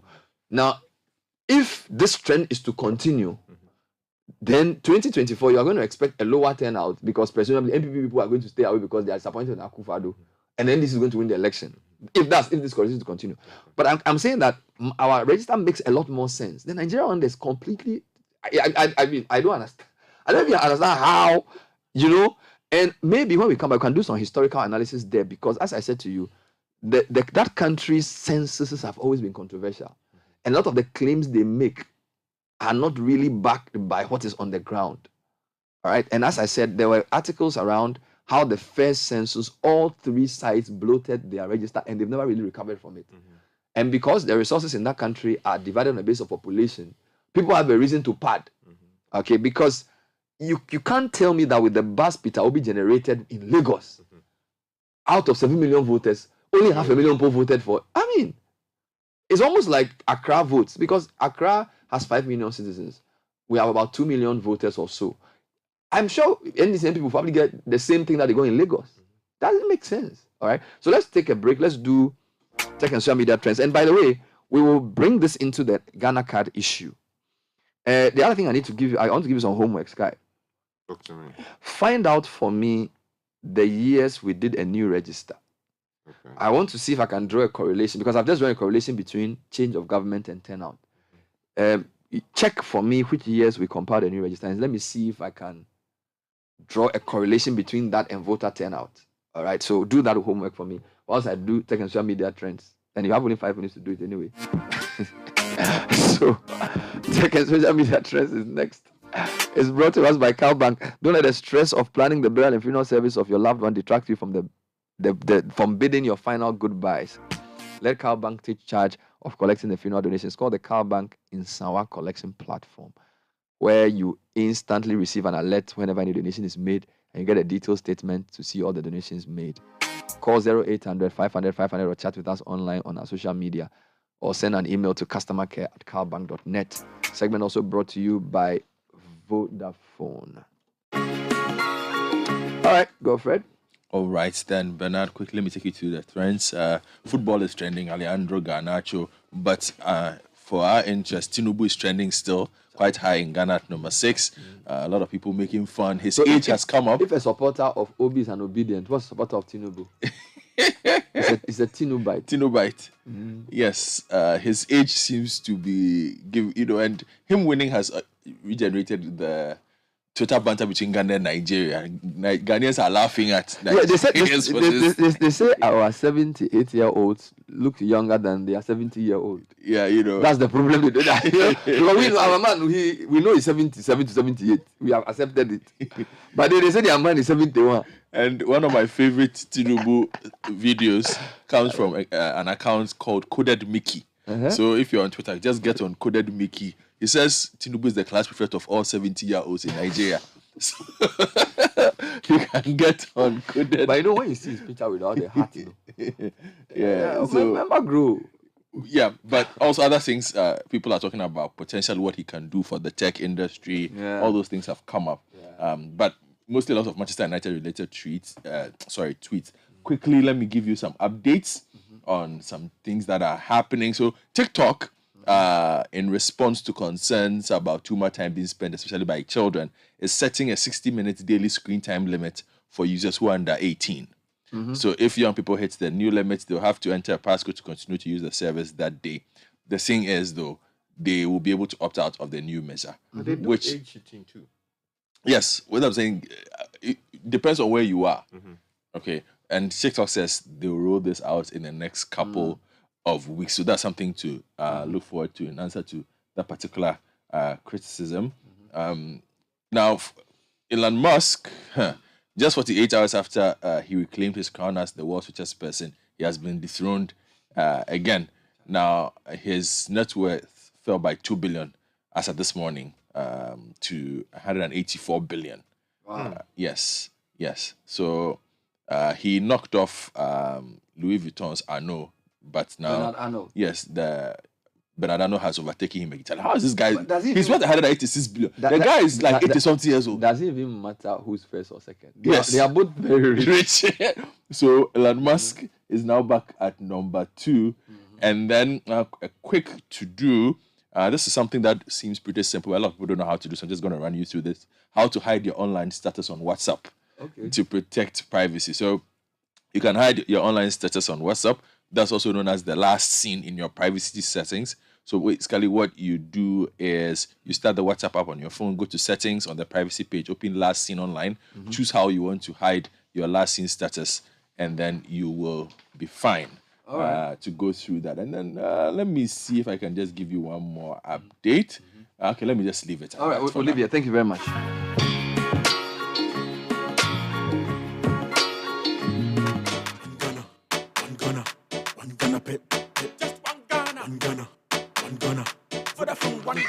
Yo, bro, I beg, make you give me correct shock absorber. Or make a do video concept, then take the Gaussian P for the engine show you. Hey, yawa humache. Every morning you the tear calls, they browse. Actually, something they there. Hey, Tago, the way town make hot. And grow beso and if you po. If it be you where you get Vodafone 1 Ghana promo them out 20 minutes talk time to call all networks, where you start get data and 1 gig from 5 a.m. to 11:59 a.m. Bang. Anka you go do pass me safe, Ankasa. You dial *530# make we enjoy. You can fit subscribe as many times as you want. Yes, plantain chips. Yo, sweet Ama, take this by Vodafone 1 Ghana bundle. Moku vibe plus video calls and taste. You catch the vibe early morning, 5 a.m. sharp. Vodafone, further together.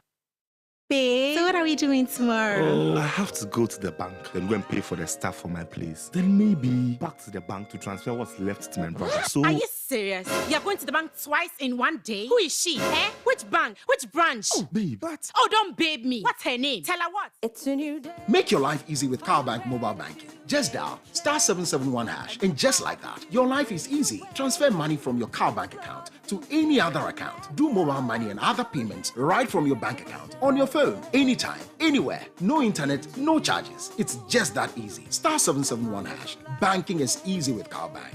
CarBank, forward together. CowBank, forward together. Join the conversation on the Citi Breakfast Show on Facebook at facebook.com/Citi97.3, Twitter at twitter.com/Citi973, and Instagram at instagram.com/Citi973 with the hashtag CitiCBS.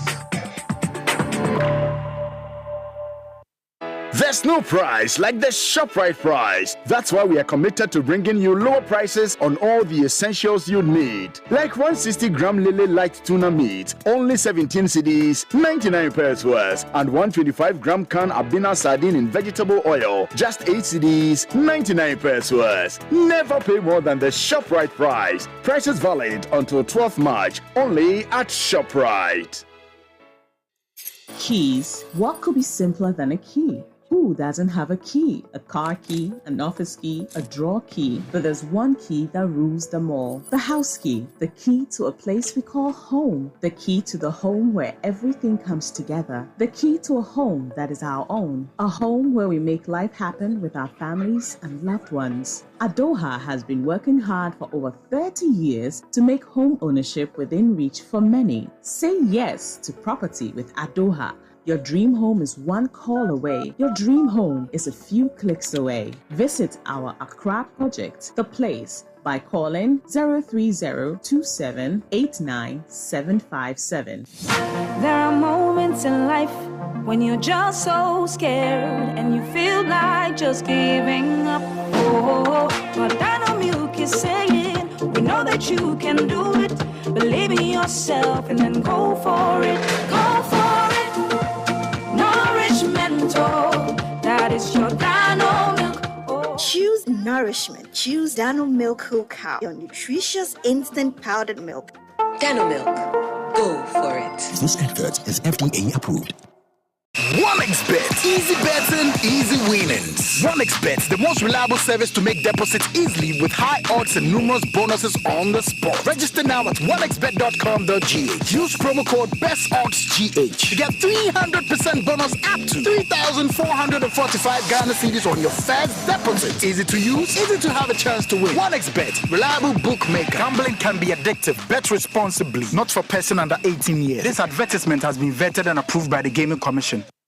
This is the Citi Breakfast Show, the city's biggest conversation. Well, it's beats. Wait.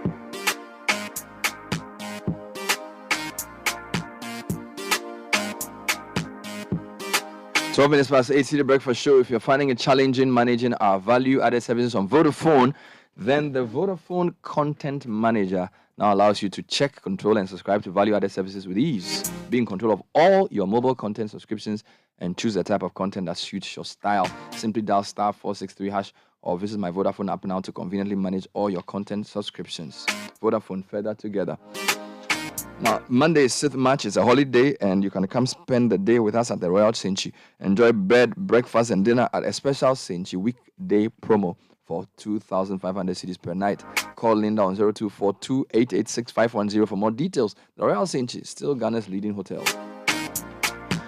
It was right after his studies in recycle management that Paul Kofi accepted the challenge of building houses with plastic waste. Today, not only does he help in recycling waste to save the environment, Paul provides jobs for many Ghanaians. At ABSA, this is what we call Africanacity, the distinct ability of the Ghanaian to get things done. Africanacity is our inspiration. It defines who we are and what we do. It's our commitment to helping people find a way to get things done. To find out more, go to absa.com.gh. The Cybersecurity Authority, in exercising its mandate, has started the licensing of cybersecurity service providers and accreditation of cybersecurity establishments and professionals in the country. The regulatory activity is from the 1st of March to the 30th of September this year. Details are available online, csa.gov.gh. Note that CSPs who operate without license after 30th September will be liable to pay administrative penalties in accordance with the Cybersecurity Act 1038. Please engage the services of only licensed and accredited industry players. Now, if you missed out on the January admissions, worry not. Heritage Christian University is inviting you to register this year for some very great programs, BA programs in accounting, marketing, human resource management, banking, finance, and more. We have BSc Infotech and Info Security. We also have professional qualifications like CIMG, ICM, and short courses for media. Call 054 77 777 That's 054 77 777 or go to hcu.edu.gh. All right. Some people are asking me to give more details about the voters register from 2000. So let me just do it 3 things. I'll mention the population. So somebody has a pen, should write this down. The number of voters and then the turnout for every election since 2000. Right. Then you get a sense of the relationship between the total population in Ghana, the number of voters, and the turnout. So in the year 2000, Ghana had a population of 19.2 million. Right. Our voters were 10.7 million. And the turnout was 61%. All right. So 61% of the 10 million people voted. So that's around 6 million people voted. So 19 million people, 10 million or 10.7 million voters, 61% turnout. Now, check this out, Sky. In 2004, the population had increased from 19 million to 21 million. So there was a 2.2 million jump. The voters reduced. So there was a new register, right? Because the voters register was 10.7 million in 2000. It came down to 10.3 million. 10.3 million. In 2004. So this is when Kufuor had taken over. They did a new register and the numbers came down from 10.7 to 10.3. Yeah. Turnout increased astronomically from 61 to 85. Wow. Right? So population increases, voter register reduces, turnout increases. Now, 2008, population increases from 21 million to 23 million. So you're seeing a 2 million jump every year. 19 to 21 between 2000 and 2004. 21 to 23.5 in the next 4 years. Number of voters now jumps from 10.3 to 12.4. So new voters register. Exactly, because you have the register that was in 2000 was only 10.37 million. Okay.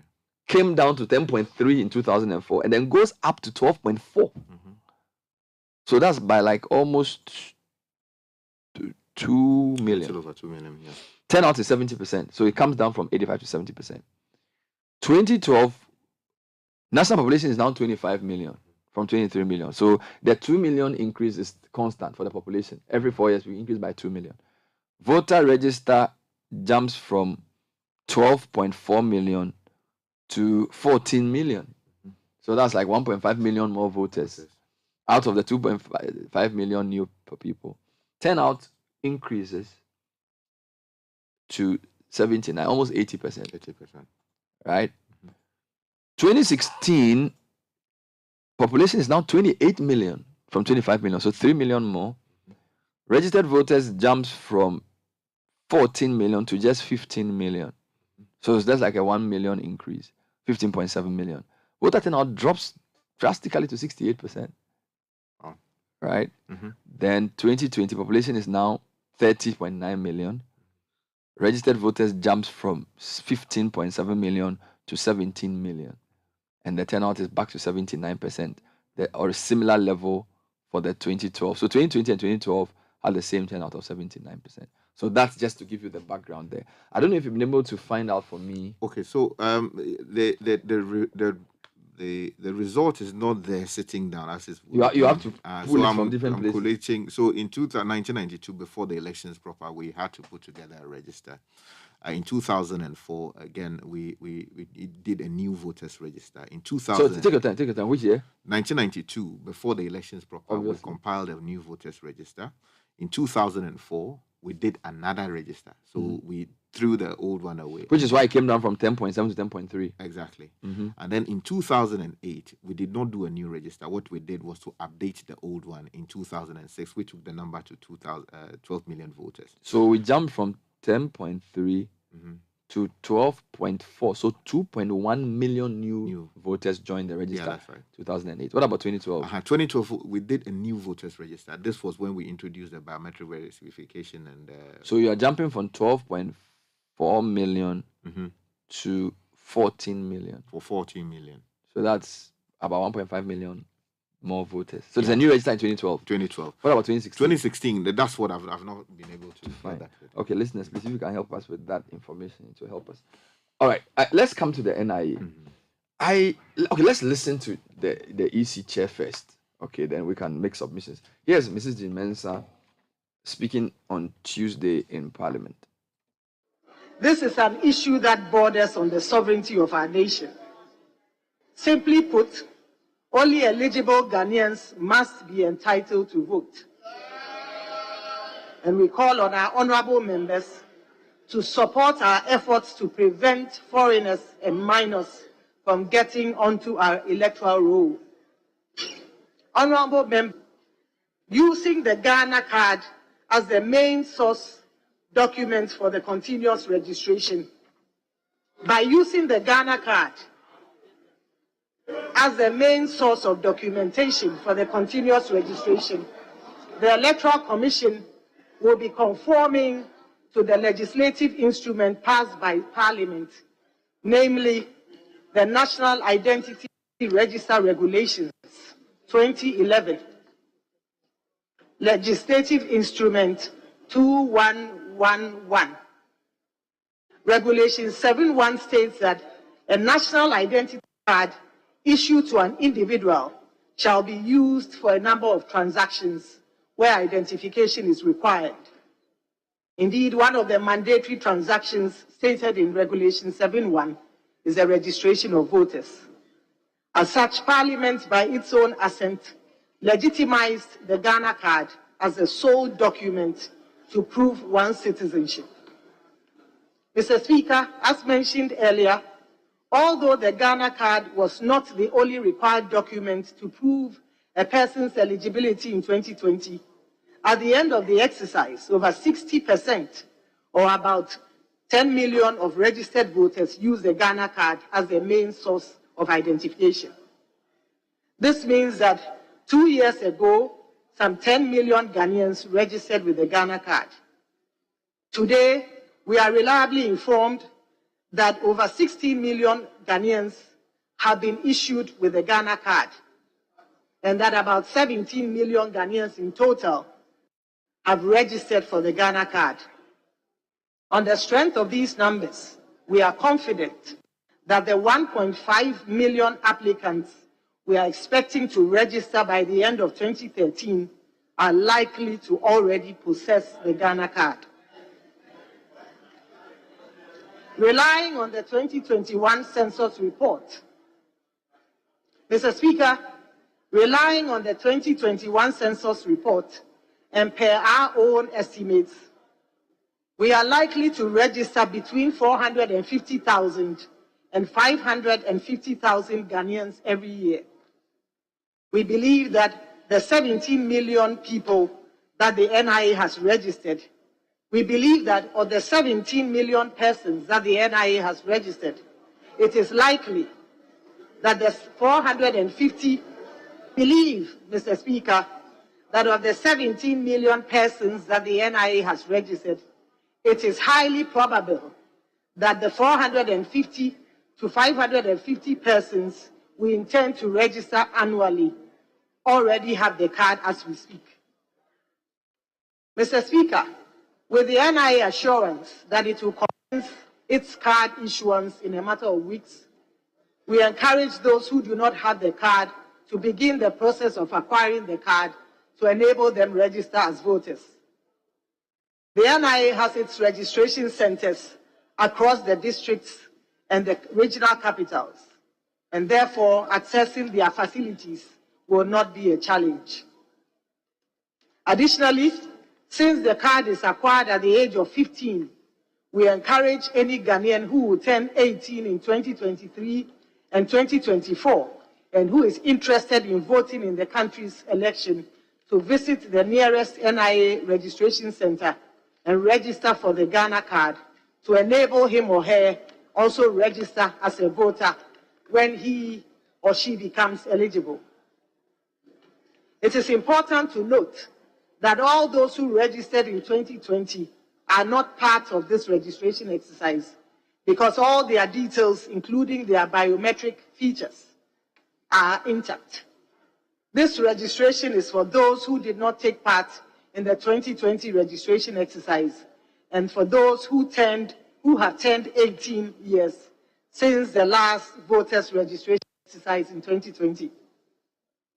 As an institution, the Electoral Commission remains committed to reforms aimed at strengthening the integrity of its processes. We believe that the elimination of the guarantor system from our registration process will be a catalyst for a further deepening of the integrity and credibility of our register and ultimately our elections as a whole. Reforms instituted by the Commission over the years, Mr. Speaker, have aimed at strengthening and tightening our electoral process and have ensured its credibility and integrity. All right, so the highlights from Mrs. Jane Mensah's statement is that the 2020 registration that was done, about 60% of the people who registered used the Ghana card as their main ID. That means 40% did not. Mm-hmm. And she's saying they expect about 1.5 million new people to want to enter the register in this round of registration, which they will do on a daily basis. Let's go back to the years of new registers to just give some context. So, as I said, 2000, there was a turnout of the population in Ghana was in the year 2000 was 19 million, and the turnout was 60. Just me a minute. The turnout was about 60 something percent. The new register years have been 2004, 2008, and 2020. No. Yeah? So 2004, there was a new register. Yes. In 2008, we just updated the register. Uh-huh. So there was no new register. Yeah. But 2012, there Yes. was a new voters register. Yes, that's what I'm saying. And then in 2000, there was a new voters register. Good. So I'm saying 2000, 2004. No. Yeah, 2004. Yes, that's 2012. correct.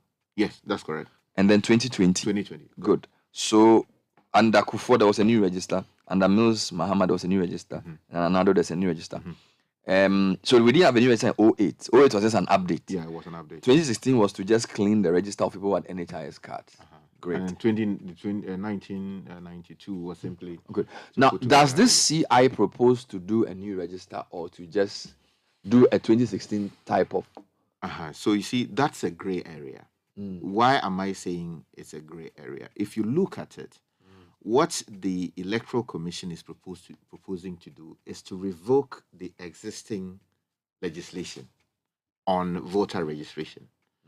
Now, the argument is that if the law in force is revoked without savings provisions, so savings provisions are those provisions in a law that say that regardless or despite the revocation or the repeal of an existing legislation, there are specific provisions that still apply. You understand? So if savings provisions are enforced, then what it means is that some provisions in the old law will still be applicable, or the things that they did previously will still be enforced. Now, the argument is that if this new CI is put into force and it does not have savings provisions, what it will mean then is that what is the fate of the old register? Because legally, some people take the view that it becomes dead, and therefore you need to compile a new voters register. What the Electoral Commission is telling us is that they do not intend to put together a new voters register. However, they intend to do a limited voters registration exercise, which exercise will only accept Ghana card or the National Identification Authority cards as the only source document for proving that you are a Ghanaian. You understand? I do. But some lawyers believe that given their understanding of the law, if the old law is revoked by the new CI, then what it means is that the EC would have to compile a new register. Of course, is there other a lawyers precedent? will disagree. I'm told that in 2016, some people went to court to ask for the exclusion of people with a NHIA card in their registration from the register. So, do you foresee a similar situation where if this proposal from the EC that they want to use the Ghana card as the only means of registration for a voter, if it goes through, can somebody not go to court and say, well, if 40% of the people on your register came without the Ghana card, and you are saying every new entrant was coming with the Ghana card, there's an absurdity. So you either have to expunge all those non-Ghana card people and do a new register completely. Otherwise, if I don't have a Ghana card and you say you let me go on the register, you are discriminating against me because 40% of the people on your register don't have the Ghana card, and yet they are on the register. Why should I be forced to have a Ghana card to get on the same register that 40% of people on don't have a Ghana card? Do you get my argument? That's right. So I see some legal points, and then there's also some logical questions around. If I need a passport to get a Ghana card, I need a birth cert to get a Ghana card, I need a relative to guarantee me to get a Ghana card, right? Now, a Ghana card can help me open a bank account. A Ghana card can help me get on the register. But my passport that gave me the Ghana card cannot get me the voters register. The passport that gave me the Ghana card cannot get me to open a bank account. The birth certificate that got me the Ghana card cannot get me to go on the register. The birth cert cannot get me to the... Like, what's the point? Because the input for the Ghana card is what I've just mentioned for you. So if the input is as good, I asked Ken Atifa that question yesterday, he was basically saying that it's because the process that the NIA take those inputs through is more rigorous. So for them, they say, yes, a passport gives you a Ghana card, but what a Ghana card can do for you, a passport cannot do because they subject the passport to some rigorous tests before they then give you the card. So it's almost like the process of the Ghana card is what is now making it an exclusive point. Then the whole issue of the challenges the Ghana card issuance itself has faced, where a number of people haven't had the card, people have been registered but the card has not been issued, they owe the supplier, and all these issues. And then, of course, the stated problems like NIA itself, when it started talking in 2022 July about an unrealistic deadlines that other third parties had imposed on them. And then how now they don't really see the voting thing as a deadline. The whole thing seems contrived.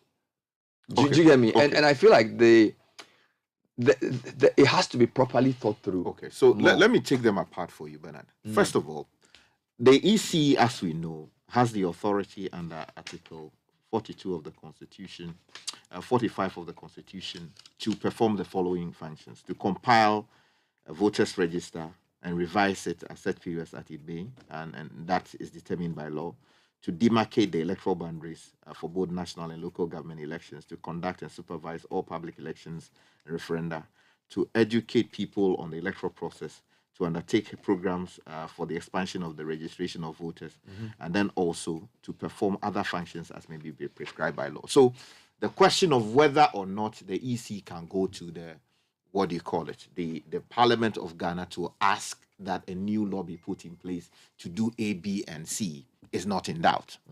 Because constitutional creations like the Electoral Commission, when they want to perform certain tasks, the law imposes or the Constitution imposes an obligation on them to go before the House with a constitutional instrument detailing how they intend to do the new act. However, there is an earlier provision, which is Article 42 of the Constitution, which says that every citizen of Ghana of 18 years of age or above and of sound mind has the right to vote and is entitled to be registered as a voter for purposes of public elections and referenda. So the person is 18 years, is of sound mind, and is a Ghanaian, and is therefore entitled, by reason of this provision, to register and vote. Now, the Electoral Commission has the power to determine how the registration process is done. The whole idea is to ensure that we are testing who is claiming to be a Ghanaian, and we are sure that the person who is registering is a Ghanaian. Now, the question we should ask ourselves is whether when a person turns 18, merely because he does not have a Ghana card, loses his right to vote in an election. And I submit respectfully that that should be responded to in the negative. Because the fact that you live in Bunkurugu Yunju without access to a registration center where they are doing Ghana card registration should not mean that when you turn 18, and because you have not been able to get to the district center, or you have not been able to get to a center where they are doing national ID registration, you are not entitled to vote because you have not been able to secure a Ghana card. Pascal, entitlement to vote is guaranteed, though.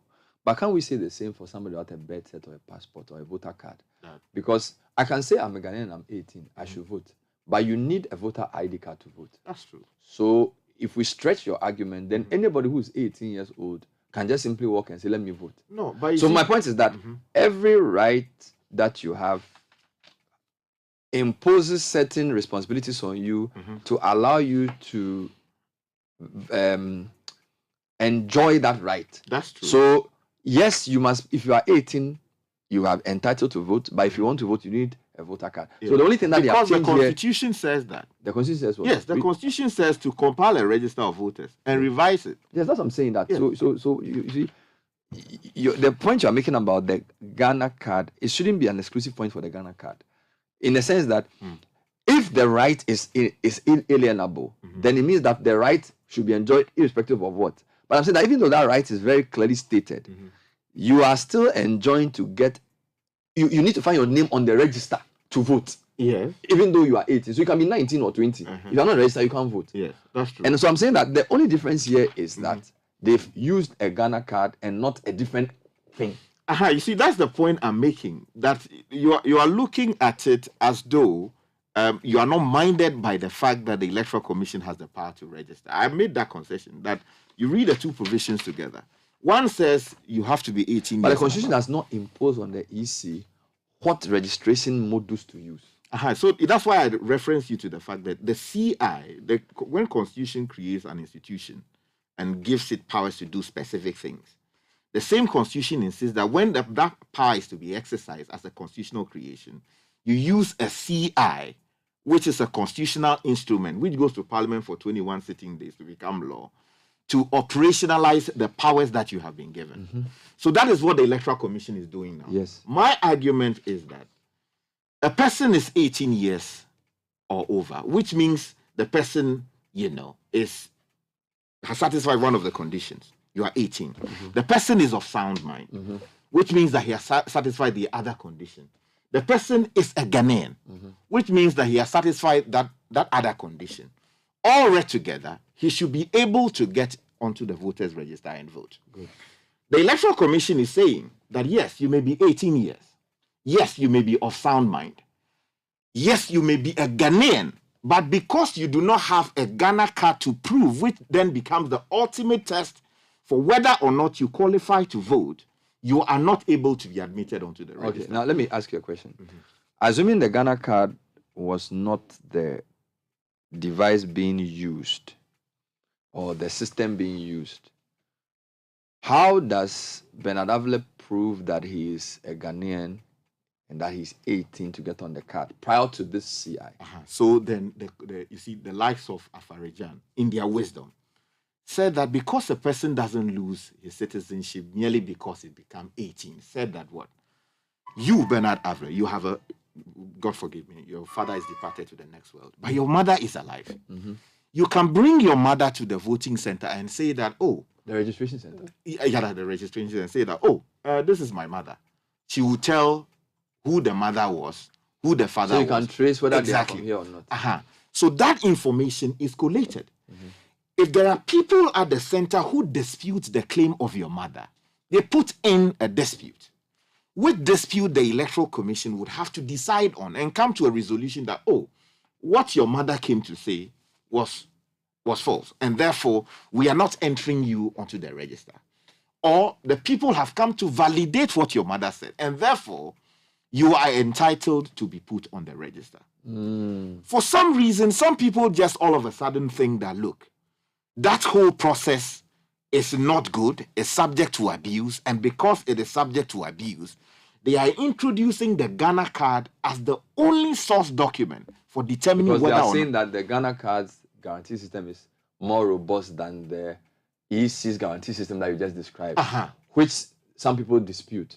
Where do you sit on that? Do you agree with those who say the Ghana card? Because again, I asked Professor Atefa this yesterday. He says, even indeed, Dafiameko agrees with you that an oath is an oath, and that once you swear an oath before somebody to say I am a Ghanaian with a guarantor 1 or 2, it should be as powerful as the oath you swear before a commissioner of oaths.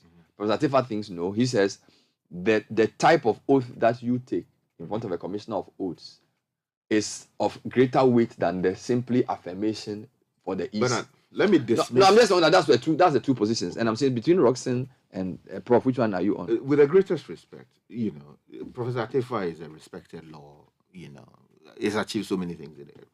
But you see, I think he's forgetting the fact that still on our statute books, there's a law that says that deceit of a public officer is a crime in our country. What it means is when you, Bernard, you go to the Electoral Commission and you tell them that, look, you are from Peki, when in fact you are not a Ghanaian, you are not from Peki, you are from some place in Azerbaijan. And then they find out subsequently that indeed you, Bernard, you are not from Peki and you lie to a public officer in the person of the Electoral Commission folks. It's punishable. You can be prosecuted and put behind bars. So your point is that whether it's before a commissioner of oaths or not, it's not. It is immaterial whether the person. So when the EC chair goes to Parliament and tells Parliament that the NIA guarantor system is more robust than theirs, you disagree with that? Yeah, because the oath is basically saying that, oh yes, I am accepting responsibility for what I am saying, and that if consequences flow from this thereafter, then you can take me on. And I'm saying that already there's a law that says you cannot lie to a public officer. So you don't think there's any problem with the EC? Yeah, in the performance of his functions. So Roxanne's point was that they are trying to give the old register and EC's processes a bad name to hang it because they want to use the NIA system. But in his view, the EC system has no problem. Exactly. The EC system has no problem. He said, for example, that when the EC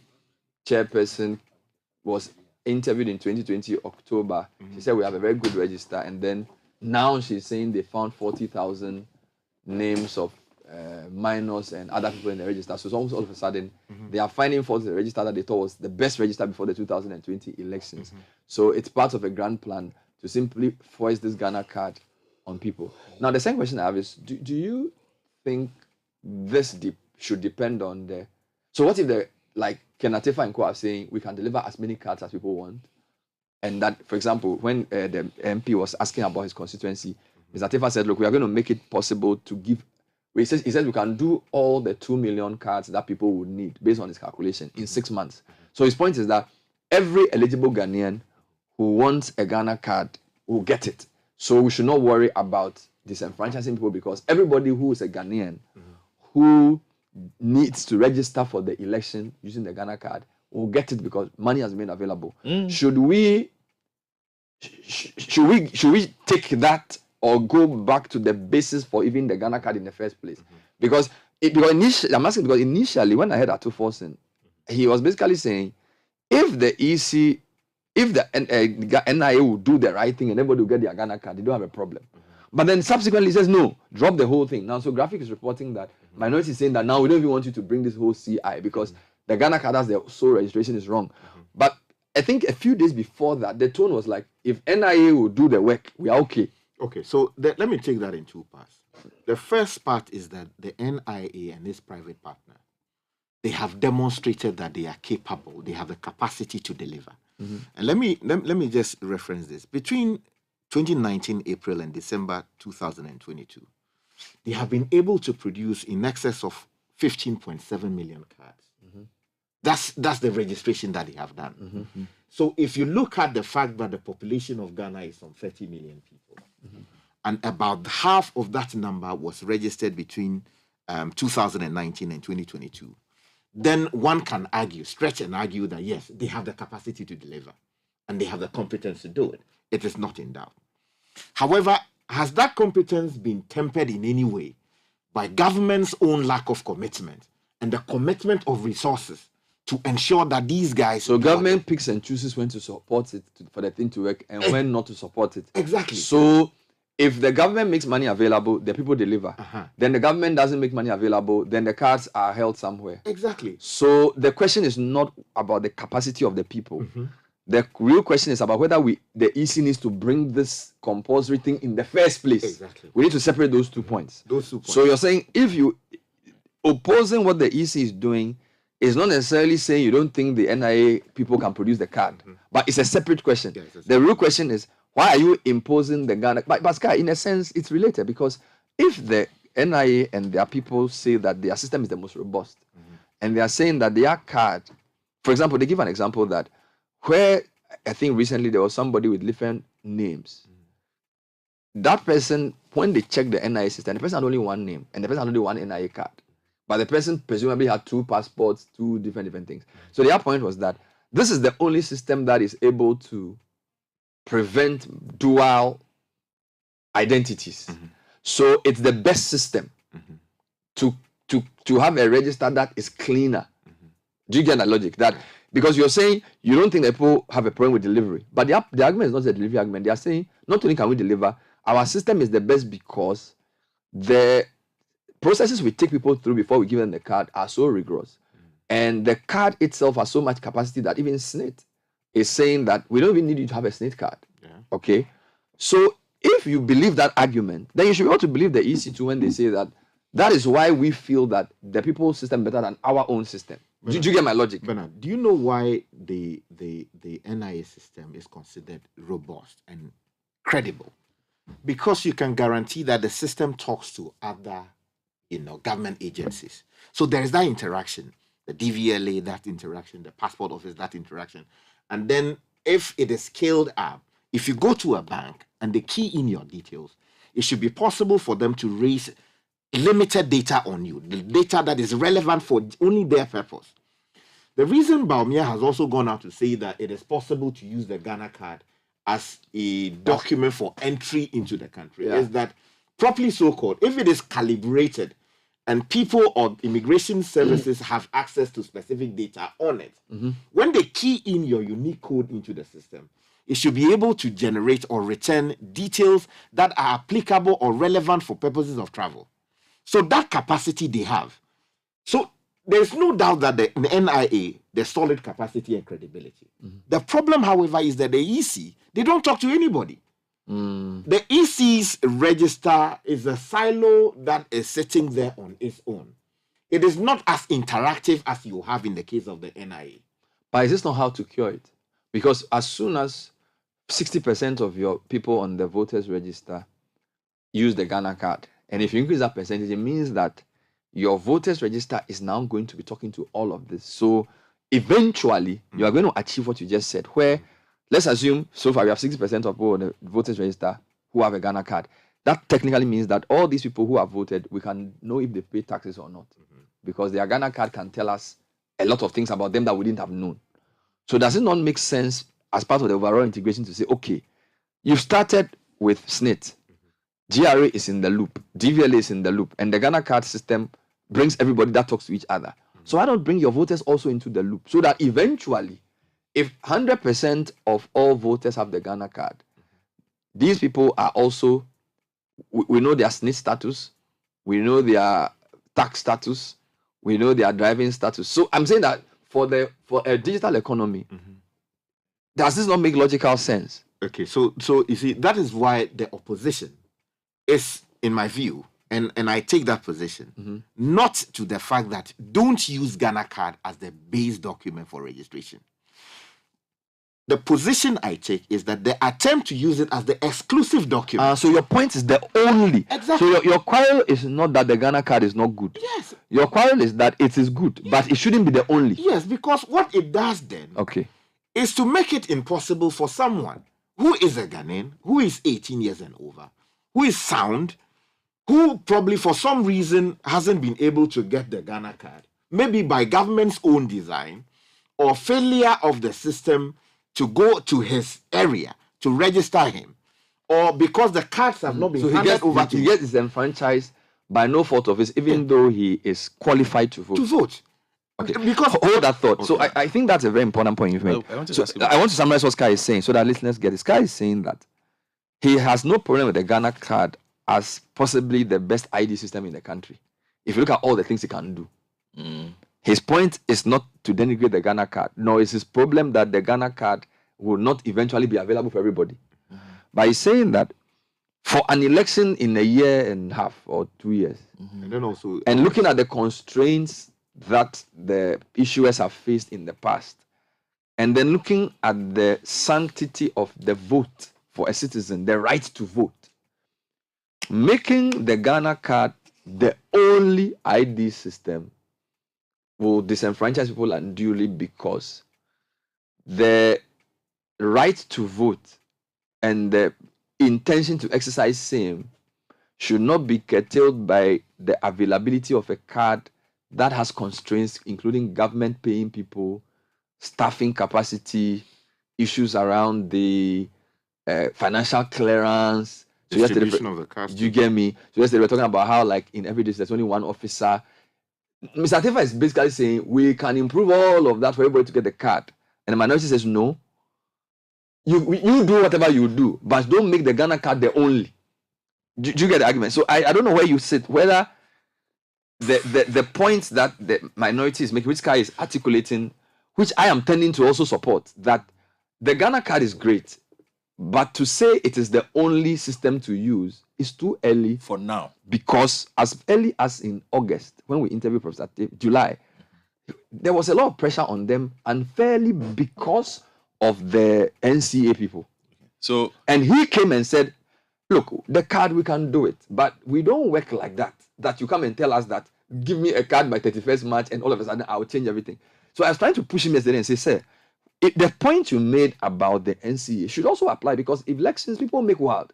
And so people want everybody to register. So the same level of pressure that was placed on you when you were doing the NCA thing can be brought to bear on you for this one. And that's not how you were built to you were around the clock. You are not supposed to register so many people at once. You understand? He was making us say, no, now we can do it because the money is available and things. And Roxy is like, no, you can't say that, because even in October, when you came and issued a report, you still had so many problems. And then Finance Minister says, no, we'll give them the money. So the cynic in me is saying, okay, why are you so interested in giving them the money all of a sudden now? When for months they've been screaming for money and Parliament has been shouting that give them money, you've not been giving them. Do you have a sinister motive? That's number one. Number two, if the Ghana card is the best and only is not the same thing. Do you understand? So you can have the best, but until you perfect the system, the best cannot be the only. Question. Do you get my point? Question. Okay, realistic. Why would you chase a passport and not chase the Ghana card? What do you mean chase? I mean, if I'm a citizen. Okay, but for now, generally, travel and visa issuance, the passport is what is used. Yeah. So if somebody has to go to America next month, he doesn't want to get into the problem of, one day the Ghana card can help me travel. No, he knows that if he wants an American visa, it's a passport he needs. So he goes for the passport so he can get the American visa and go to the US. Yes. That's why he will chase the passport and not the Ghana card. Are there constraints in getting a passport? A lot. Books have been held up. Yes. So is this the perfect system? No, it's not. Okay. Okay, but Godfrey, no. I'm coming. It's a real argument too. Okay, you calm down. Go on. Calm down. Go on. What is the objective of the Ghana card? Is to integrate our identity systems. And if I'm wrong, somebody can correct me. My understanding from the layman's point of view is that the most important unit for managing your country's population is identity. Okay. Knowing people, knowing where they live, how much they earn, what they do, and it's best practice. So if you get sorry, identity is best practice. I'm just saying. Yes, I don't want to conflate. I don't want to conflate the card. So I'm saying that identity Because yesterday they interviewed Bola Tinubu's finance guy on BBC, and he was basically saying Nigerians don't pay tax because they can't trace them and they can't find them and all of that. So it's a development problem. So the point of knowing who people are, how much they earn and what they do is very important for governments so that they can plan and manage. Generic. Yes. Second point, they are saying that the Ghana card integrates assets, SkySet, and by law, other databases. So SNIT in the past will issue you a SNIT card. Now, if you have a Ghana card, it's as good as having a SNIT card. In the past, you needed an NHIS card. I believe that the Ghana card can replace that eventually. So on a generic level and based on the strategy they've adopted, it makes sense to push the Ghana card. But what does not make sense is to say that for this election, it is the only identity to use. Yes. When as early as July, they had, in even October, they were struggling to issue print and all of that. So that's why Sky is pointing out, which I agree with, that we must separate the virtues of the Ghana card from the self-imposed Ghana card or nothing at all. I understand the cynicism that comes with that. But I'm saying, so the money was paid, 100 million was paid yesterday. Which is just a minute fraction. Hypothetically. 100 million is paid yesterday. And 80 million paid. It's 80 million paid earlier. And then yesterday, 20 million. 2 days ago, 20 million. So 100 million has been paid. Yes. They are working on the pro rata. So we give you this, you give us that. We give you this, you give us that. So a certain number will be cleared as well. I think what needs to be understood, both sides have a point on this matter. Okay. I asked you the questions for a reason. The ideal of the Ghana card cannot be challenged. As in the fact that it is the best. It's the best. That's one we all know. Yes, it is the best. The issue we have is, at what point will we determine we are okay with it being the sole document? Who will determine that? And that's an important question because... Who will determine it? As you speak, only 60% of the people on the voters' registration use the Ghana card. Okay. Now, I asked Kai a question and he didn't answer. If I turned 18 last year and I don't have a Ghana card and I want to register to vote, and you say, if I don't get a Ghana card, I can't register to vote. But 40% of the people on the same register that I want to get on, they got onto that register without a Ghana card. I know discriminating against me. You see, so that's a valid point to raise. But let me make 2 points. In this case, what was the law at the time the 40% people registered? The law at that time was that it was possible to use non-Ghana card to get and on. other forms of identification So they are to on. get on. So they got onto the register legally. Therefore, They cannot be removed. They cannot be removed. Yes. But you see, that was why I made the earlier point that there is also this view that this new CI or this new legislation is seeking to revoke that law. So that if that law is revoked without savings provisions, which I said earlier, then what it means then is that the register previously is no longer supported. That is the legal view some other people hold. That if the law saying that the register which you got on without a Ghana card... You've also told me that a law cannot have retroactive effect. No, so if a law that is being passed today is telling you how to get on a register, it cannot, by coming into force, then vitiate what I did in 2019. So I am thinking that, and the other point is that fairness is not the same as legal.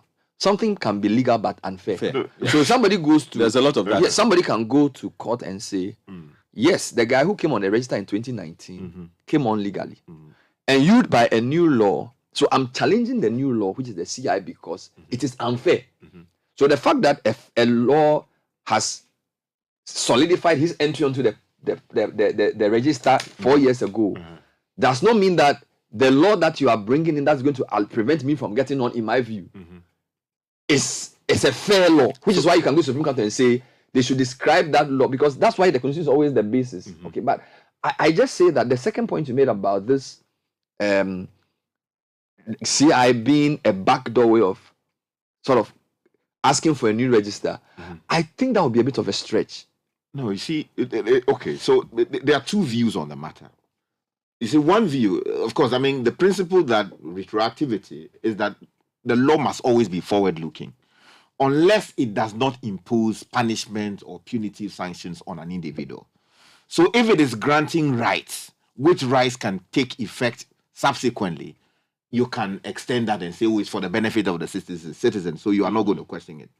But where it is imposing punishment, the Constitution says you cannot do that. So on this particular occasion, what are we talking about? Some people take the view that there was a law that grants you access even if you did not have a Ghana card and you got onto the register. Yeah. The EC's new legislation is saying that, look, we want to revoke that law. So then people argue that if you revoke the old law, then you have to also then you have to do away with the register. It's a legal argument that people can say that, oh, maybe that law, that register was legally created. If it was legally created, regardless of the revocation of the old law. I think we can answer this question. You know, I asked you a question before the 8 o'clock break, which you answered, that mentioned the number of times we had new registers. So you gave me 2000, 2004, 2012, and then 2020. That's when we had new registers. Do you remember the basis for creating those new registers? So the 2004 one, there was the need to actually modernize the process. You know, the MPP had always raised issues about the opaque nature of the ballot box, lack of ID cards, photo ID and all of that. So all of those reforms got into what do you call it? So from tampering to photo. Exactly, for tampering, because previously the ballot box was a wooden box. You couldn't see what was going on. That was prior to 2000. And then for the 2004 change, it was from tampering to photo. But what about the 2012 one? The 2012 one was the biometric verification.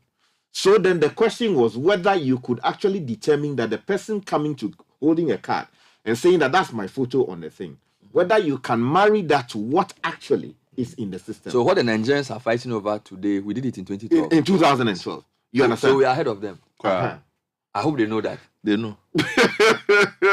Because they are talking beaver like there's some new thing. Beaver in 2012 matter. That's right. Okay. So what about 2020? 2020, I think what was the basis for I wasn't actually in the country, but something I don't remember. Please help us. Because I remember the 2012 one. Okay. So you see the Ramadan thing. Ramadan went to court and said that the NIA, the National Health Insurance Card, wasn't properly speaking a document for determining who is a citizen of the Republic. And therefore, the people who use it, once the Supreme Court had pronounced on that earlier and said that it was not, then those who got onto the register using that should be cleaned up out of the system.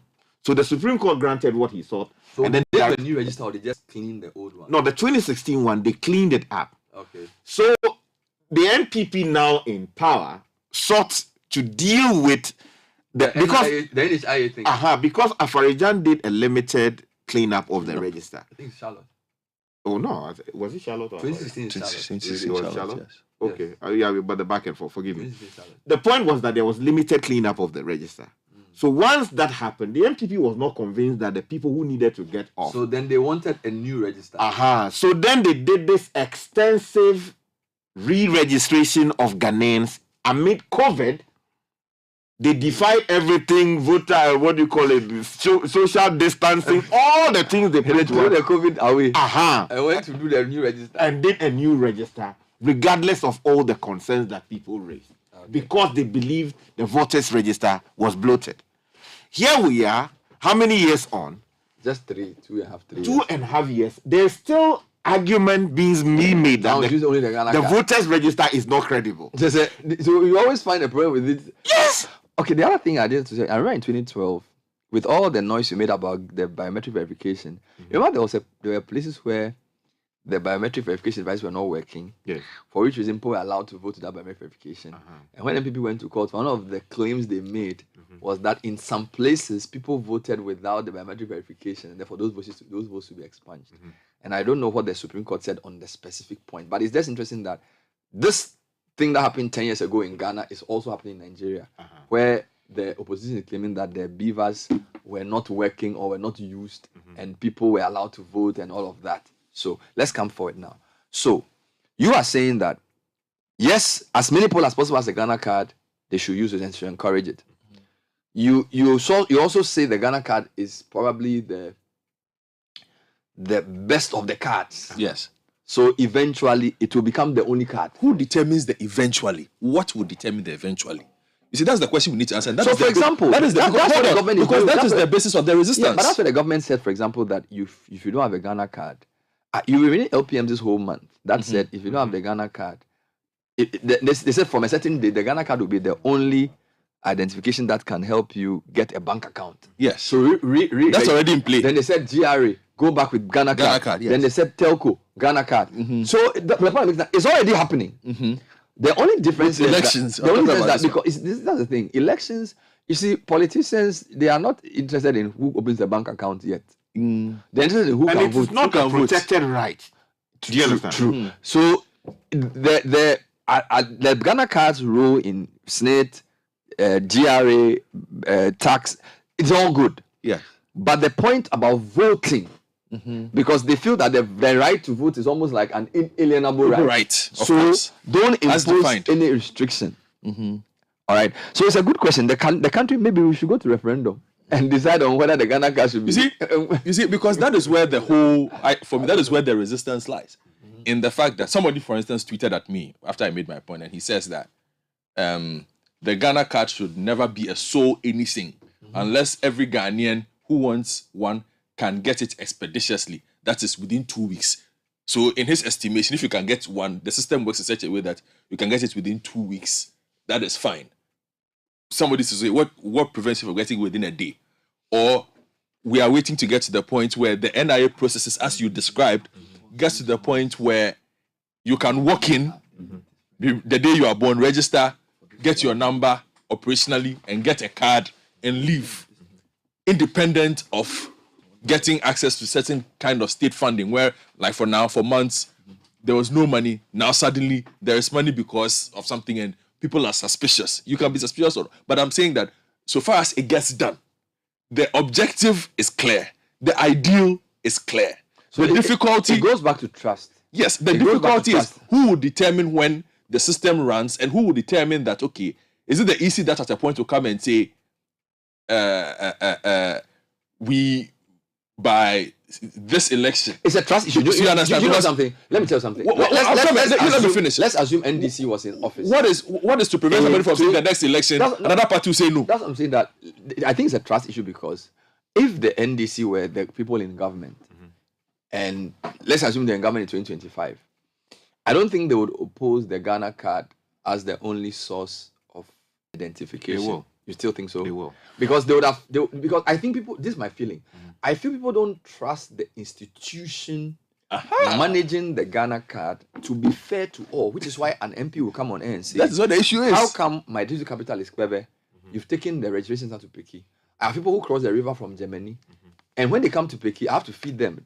When they're in Peki, you say there's no network, so they have to go back. So if things continue like this, by 2024, 200 of my people in Germany cannot vote. But if you go to this place... So he's now... So my point is that if they trusted that the NIA was going to give the Ghana card to everybody without fear or favor, now why does the MPP trust the NIA? It's possibly because they feel they are in office. So they feel like the NIA will not work against us. That's how I see it. So it's more like there's a political question of, will the NIA manage this process to disadvantage my voters? Okay, so let me respond. Do you get my point? I get you. And I think that... But if that happens, then we will never cross the point where the sanctity of that document is respected for the purposes that Sky is making the argument. No, you can't, because if you've moved from 60, you are 60%. Yes. Everything we are seeing shows that the more people get the Ghana card, this 60% will probably rise to 80. And eventually to get to 100 on its own natural growth. Without an imposed deadline, because as you say, once people want the card, and when people get the card, and you must get the card. So I am saying that supporting Sky, you can achieve 100% eventually by naturally populating the system with the Ghana card. If as many people as want the Ghana card have it, you don't even need to make an announcement and say the Ghana card is the only source, because almost everybody who has the Ghana card tends to use it because they price it. So I am saying that because of the political cost and the complications of elections, saying that the Ghana card should be the only, it creates too many problems. And give NIA their money,